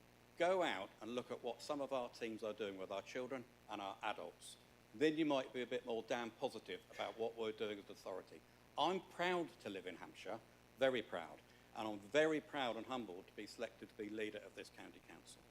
There are a lot of my colleagues that I speak to on the county council network would much rather be in my position than in the position that they're in. And that's because what we have done over the last 10, 12 years and how we've run this authority. I was surprised that Councillor House didn't mention about reserves, and there were a few comments on that. I'm not going to go back to that, because we're in that position now where others are not, where we're able to handle those shocks that we've had through things like COVID and even sort of weather events and things that we've been doing as well. But I'm proud when I go along and look at those staff that look after our children, and I repeat, and our social care teams, they are immensely passionate about what they do. And just on that note, I'm wondering where Councillor Rice should have perhaps he said twice to Councillor Hughes, perhaps be slightly less passionate in terms of his comments as well. I just reminded me about having saying passionate. We live in an amazing county, and we should all be really proud of that. We know the challenges that we've got, and we do. The only thing I would agree, I think it was Councillor Chegwin said, the only way we are going to do this is by working in partnership. You've heard me say many, many times, we have to work, and I like to try and join up the dots, work in partnership, and we deliver. A good friend of mine, some of you would have known, George Hollenbury, now Sir George, said to me, Rob, unless you work in partnership, you won't ever achieve anything. And I believe he was absolutely right in that as well. So I am passionate about it. I'm passionate about Hampshire. You've heard me say many times before, my family have been here 460 odd years, I think it is now. And we can only do that by all working together. I say to you as colleagues, and I said to our own group as well, and to officers, we sometimes need to stand up, look outside the window, because everybody that lives out there, we all work for. We work for them, and we work to provide the best possible services that we can absolutely do. Now, I know we all know that, but we should all be doing that collectively. And there has been some encouraging voices about that today. I understand this forum, this meeting, very often gets used like a pantomime, and people make their political comments. I accept that, that's how it is. It's a bit like in a rugby game, isn't it, where you get in the scrum and have a good punch-up, but really you always go and have a beer afterwards at the end of it. And that's how it should be sometimes, and I get, well, not it have to be, but that's how it is, and I get that. So I know it's a bit different. I would make the comment in terms of the lobbying that we've done, and a few comments have been made about the letter that we sent with Kent. I was at a County Council's Network conference where there was a speaker there reporting on the finances generally, nothing to do with us, completely independent, just reporting, been asked to speak at the conference. He said he was absolutely clear that the letter that we'd sent from Hampshire and Kent had a direct impact on the autumn statement. Now, I think we should be proud of that as an authority, that we were prepared to do that, put our neck on the line and say that. And the difference that has made, that was mainly through adult social care, actually, that through the autumn statement that made a difference. But I think we need to understand that that partnership working and how we do that makes an enormous difference to all of us. So, like I said, I'm proud from that point of view. We have to remember also, absolutely, that the pressure all our residents are under. And Councillor Reid is quite right. Once we sent the letter, there effectively was no choice. Whether to put the council tax up 4.99%, whether we'd sent it or not, we would have still had to have done that. That's what I would say to that, but I accept the point that he made there as well. How could we not? And I have spoken to some of my colleagues at other authorities, and there are a few of them that aren't doing that. And I've said to them, I just cannot understand why you're doing that. How can you go to central government and argue the case for your authority if you're not going to do that. Accepting and recognising the pressure that our residents are under. Absolutely. Councillor Baines and a few other people have made those comments as well. Of course we recognise that. But what we would have to, if we didn't do that, we'll put them under even more pressure. And we also have to remember those that are most vulnerable residents to that do get care and support over and above that as well. And the last bit I would say is, my passion has always been about having somewhere nice to live, work and play and visit. I will stick by that. And our number one priority for all of us is to look after the most vulnerable in our society. And I'll repeat, through our children and through our adults. What's after that, we do the best we possibly can. I know we've had a lot of criticism about central government. We've been to meet ministers as well, but we didn't just go saying this just needs more money. The system needs working, needs changing because it's not working. I was told when I started in business, very early on by a bank manager, if you think you've got a problem and you have something looming, Rob, come and talk to us straight away because we can do something about it. If you leave it too long, we probably can't help you. That's what we have done. We have, if you like, we're in the best possible place. We've got 2 years to look at this, to sit down with government and talk about these issues. But what I was going to say is we haven't just gone and said we need more money. We've gone along with proposals about looking at policies and what are the opportunities. And one of those opportunities are talking with our MPs and having those discussions around what could come out possibly from a county deal. Now, I don't know the answer to that, but I know we should be exploring what those opportunities are. So, members, I thank everybody that has spoken, and I do hope that you will all support the budget. We are in a difficult position, but I'm just going to go back to remember why we're all doing this and why we got elected to do it. And we will do the best possible thing we can to look after those vulnerable residents. Thank you, Madam Chairman. Thank you, Leader. Food for thought, eh? Right.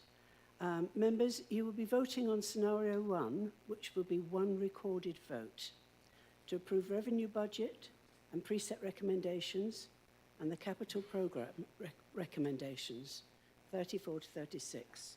This is now showing, or should be in a moment, on the screen.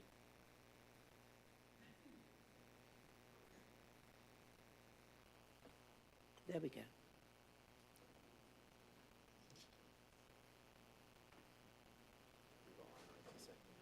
Yes, we've got 90 seconds to do this.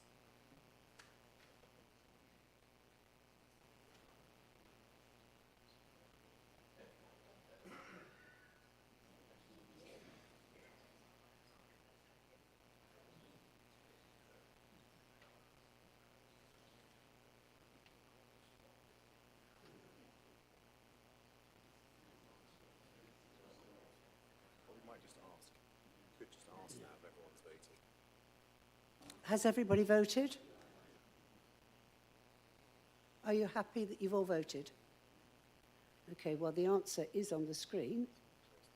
So I'm now going to close the vote. So the recommendation is carried. Thank you very much indeed. Oh, sorry. This is showing on the screen now where everybody has voted and how they voted. So you need to look at it and make sure that what you've said is what you wanted to do.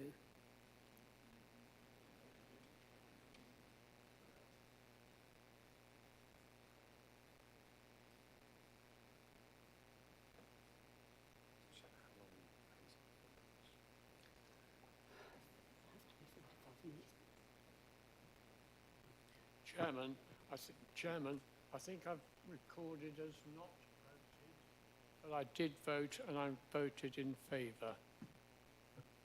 Thank you very much.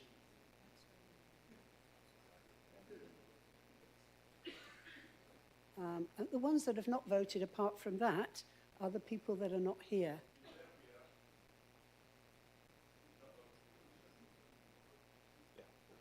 Okay. We will record that as voted for yes. Thank you very much. Okay.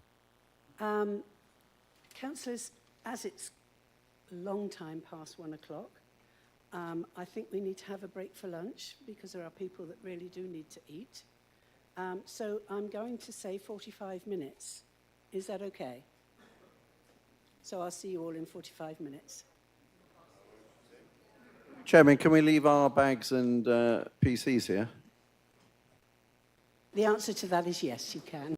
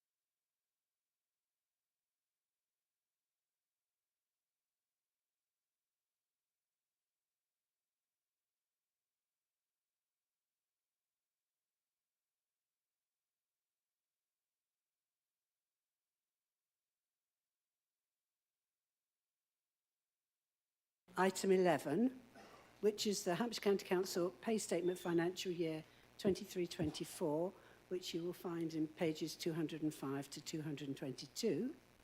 And members, I invite Kirsty North, Councillor North, I should say, to present the report. Thank you very much, Madam Chairman. Yes, members, this is the Council's pay statement for the 23-24 financial year, which we are required to approve as per the Localism Act 2011. Sorry, you can't hear me. Apologies. No, can you get closer to your microphone? Is it working? Or? Oh, okay.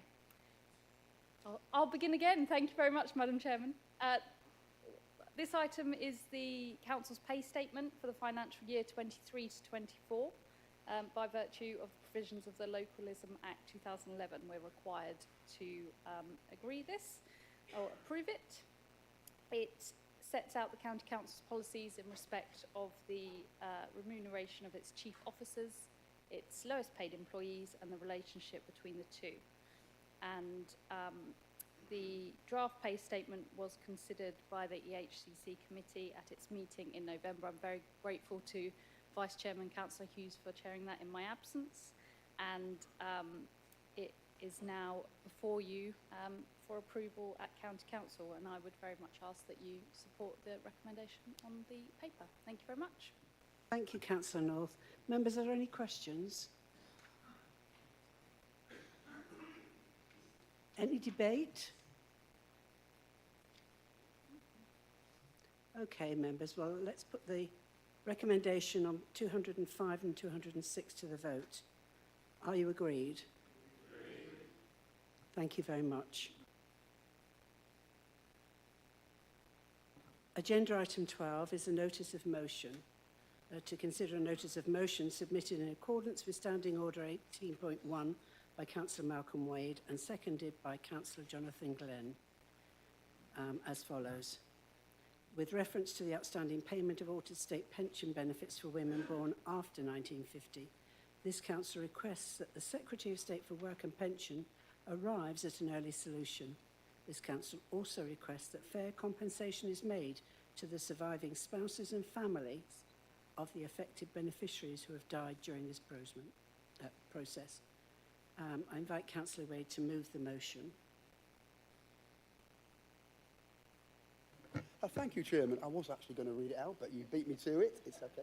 But yes, I move the motion, and I will have some words to say on it after it's been seconded by Councillor Glenn.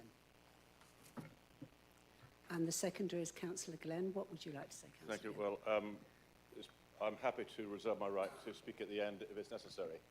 Thank you. Okay.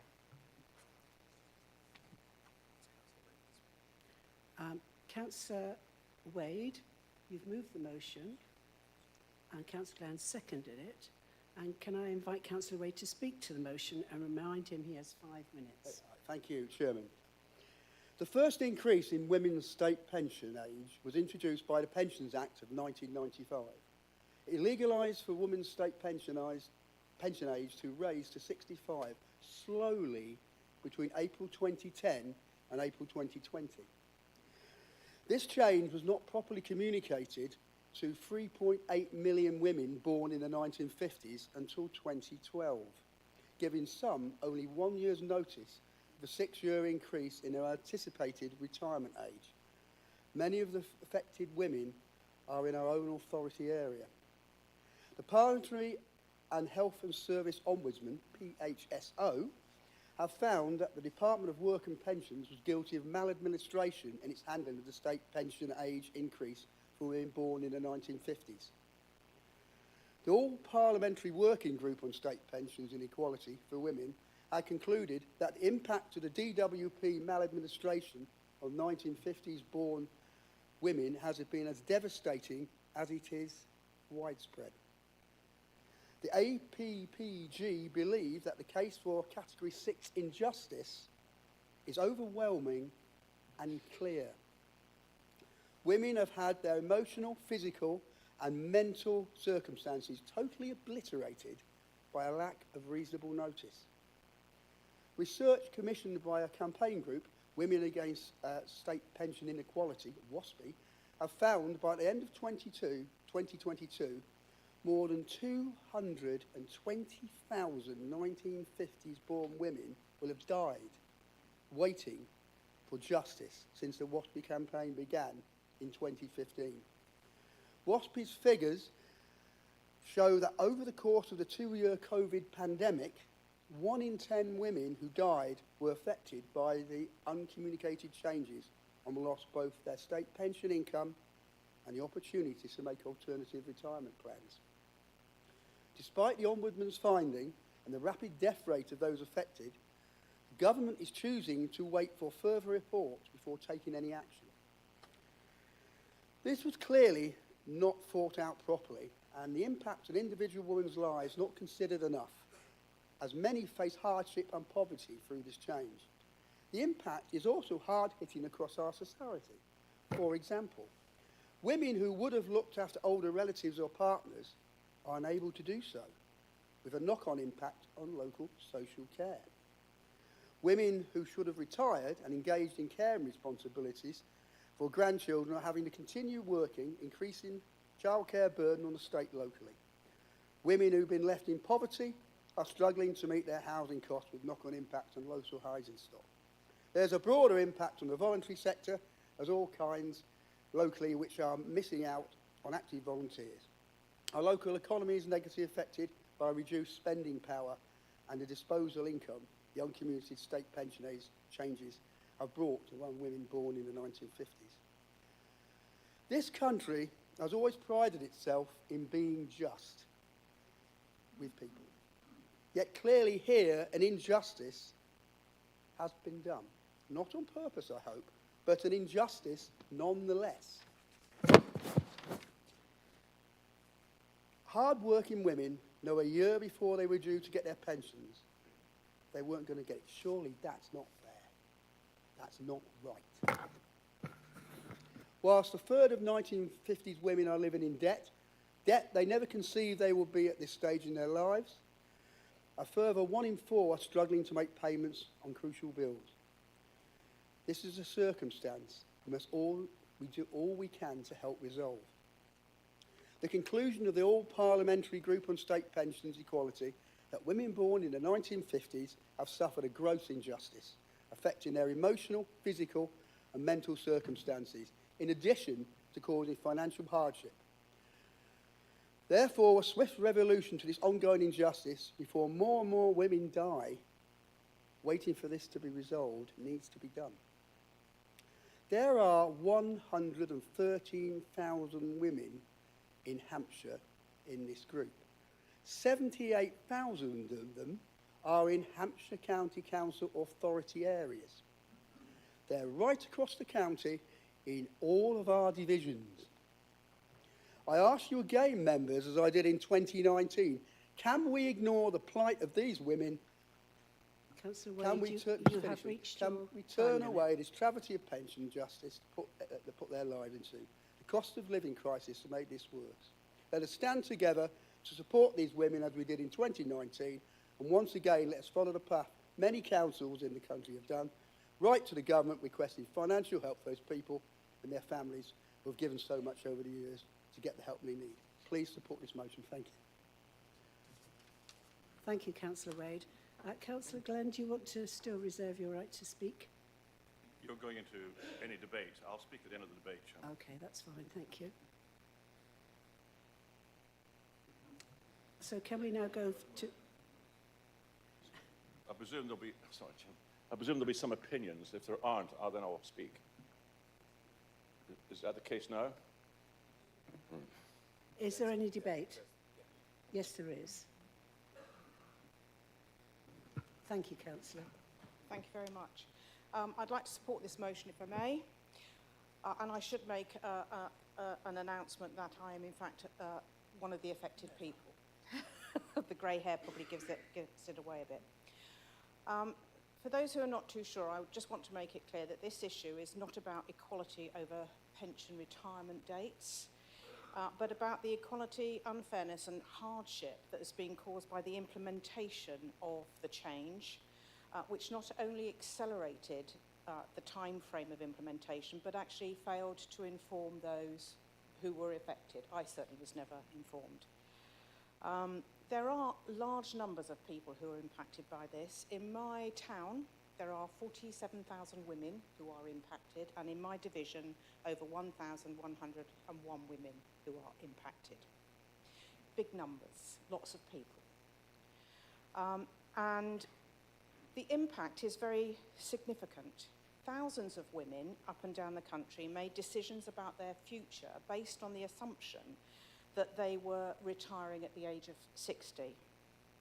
Many of them made decisions about accepting early retirement or redundancy in the assumption that they were about to receive their pensions, and indeed even their employers who were making these offers didn't realise they were not about to receive these pensions. Many women have been thrown into poverty as a result of what has happened here. Many women have been unable to get back into the workplace, having chosen to take early retirement or redundancy, because for many older women, you often become quite invisible in the workplace and overlooked, and it becomes very difficult to get back into the kind of roles that you had before.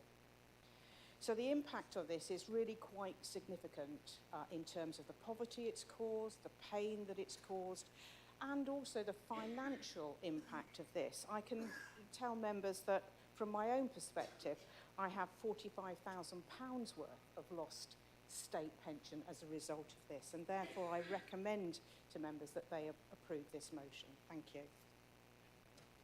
Thank you, Councillor. Councillor Porter.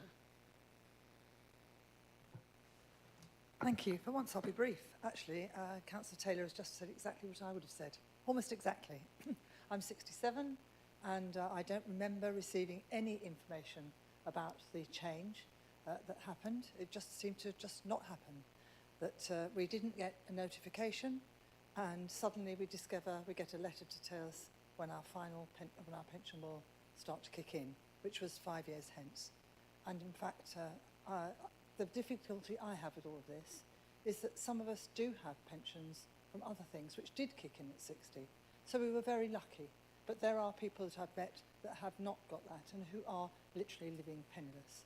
I learnt today as well from the team outside that if you have an income of about £400 a month from your personal pensions, that means you're not eligible for any support at all.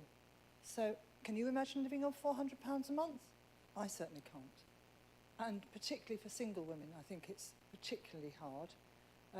But I just want us to be very clear that we support the principle by which we say that financial planning has to be done well in advance for good financial planning. That's what we've been talking about all this morning as well. And we want to make sure that these women get what they deserve. Thank you, Councillor. Councillor Dunning, please. Thank you, Madam Chairman. I just wanted to put some context into this, and I do support this motion. My wife was born in 1953, although I do call her the child bride. It has cost her £40,000, and I think that it was done in a very, very bad way. And I wholly support this motion. Thank you. Thank you, Councillor Dunning. Councillor Hughes. Thank you, Madam Chairman. I grew up in the household with 5 sisters. 3 of them are affected by this decision. I have no brother, so throughout my life as a young child, I fought for fairness and consistency, because I always thought they treated me unfairly and inconsistent. In this manner, I believe it's not consistent and it's certainly not fair. I'm very happy to support the motion. Thank you, Councillor Hughes. Is there anybody else that would like to speak? If not, I'll invite Councillor Glenn to come back. Thank you, Chairman. I think I'll go to sleep well tonight. I thought I was going to have to explain why my name was attached as a seconder, but I'm not going to have to do that now. It has been an absolute privilege to meet the ladies from WASPI this morning. I'd like to start by saying how sorry I am, and we all are, that one of your number fell down the stairs during lunchtime.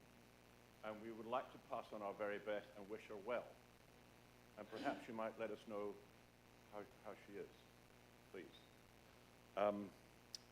This is a no-brainer. We need to do this. We should all be proud that we're actually party to this motion. It took me the best part of a month to whittle it down and praise it to what you've got here. And basically all I can do is commend it to you. These women deserve all the money and all the compensation they're going to get. Thank you. Thank you, Councillor Glenn, and I endorse our thoughts are with the lady that fell down the stairs, and please do let us know how she's getting on. Thank you. Can I invite the leader to reply to the debate, please?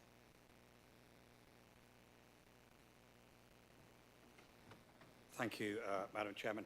I would just like to say, when we first, and clearly all support it, and thank you, Councillor Glenn and Councillor Wade, I had initial discussions with Councillor House.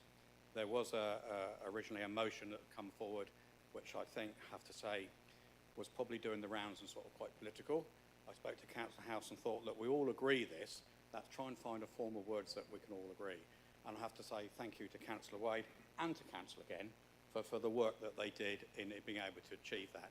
And this is sort of rolling on from this morning's discussions about when something is right, when you work together in partnership, you get the right answers. So very happy to support it and commend it all to the Chamber. Thank you. Thank you, Leader. Can I invite Councillor Wade to speak as the proposer of the motion? Chairman, I'll be very brief. I think I'd like to thank the members that have spoken in support of this motion and the leader, because all of us want to do the right thing, and this is doing the right thing. Thank you. Thank you, Councillor Wade. Can I now put this motion to the vote? All in favour? Well done. So the motion is carried. Members, that concludes part 1, matters for decision. We now move to part 2 for information reports.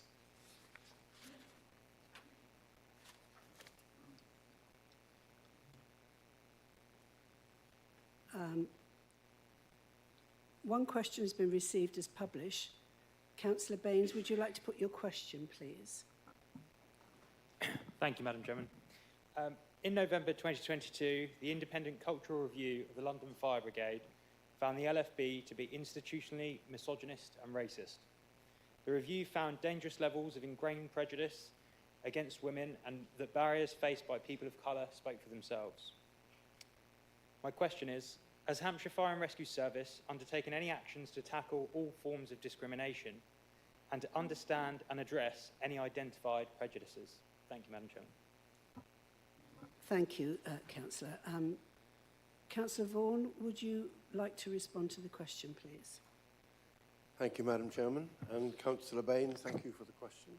The answer is yes, but you probably want more than that. Leaders of the Hampshire and Isle of Wight Fire and Rescue Service were shocked and saddened, as were members of the Fire Authority, to read the findings of the Cultural Review into the London Fire Brigade, and are determined to ensure that the same discrimination and prejudices do not exist within their organisation. The service already has well-established network groups to support and champion messages of diversity and inclusivity, and the service provides training on a range of issues such as discrimination, harassment and bullying. There is also an anonymous helpline which individuals can use to raise concerns of this nature, and a wide range of wellbeing initiatives, particularly focusing on positive mental health and preventing suicide. However, they acknowledge that there is still much more to do, there always is, to ensure the service eradicates all behaviours that is not in line with the values and behaviours expected by employees of the Hampshire and Isle of Wight Fire and Rescue Service.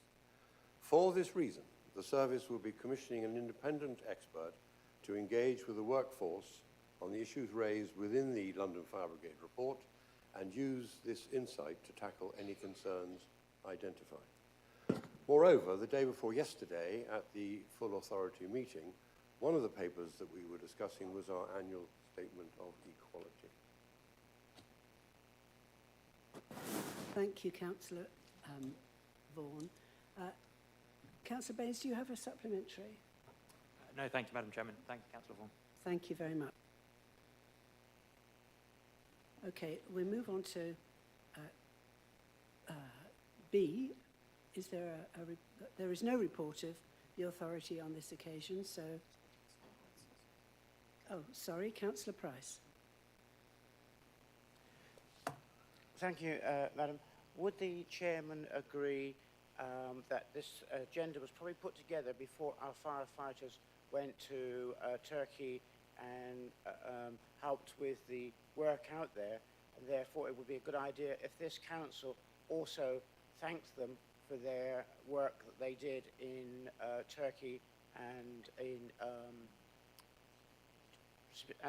Syria. Couldn't think of it. So, because I think that although we are the county council, not responsible for the fire authority, Councillor it would be Price. good for us to I guess 2 words, just to thank those firefighters for what they did. Thank you. This really wasn't the time for questions, but anyway, we'll move on now. Yeah, I'm just going to go back. I'm going to go back to Councillor Vaughan. Thank you. Yes, thank you, Roger. Yes, our firefighters are back now, but we did send I think 15, a total huge more from all over the country of firefighters to go and help dig people out from these earthquake things. And they were on the news 2 nights ago on South Today, and they have done an extremely good job, and I would like your thanks and appreciation for our wonderful fire service. So thank you. Thank you very much, Councillor Vaughan. So there's not a report from the Fire Authority on this occasion, but we take into consideration everything that's been said. So we move now to item 14, constitutional arrangements, appointments to the Health and Wellbeing Board. Members, I invite Councillor Jan Warwick to present this report. We were fighting over who was going to present. Thank you very much, Madam Chairman. Item 14 draws members' attention to the report of the Health and Wellbeing Board, and it outlines a change of representation by the Frimley Integrated Care Board to the Hampshire Wellbeing Board. Thank you. Thank you, Councillor Warwick. Are there any questions?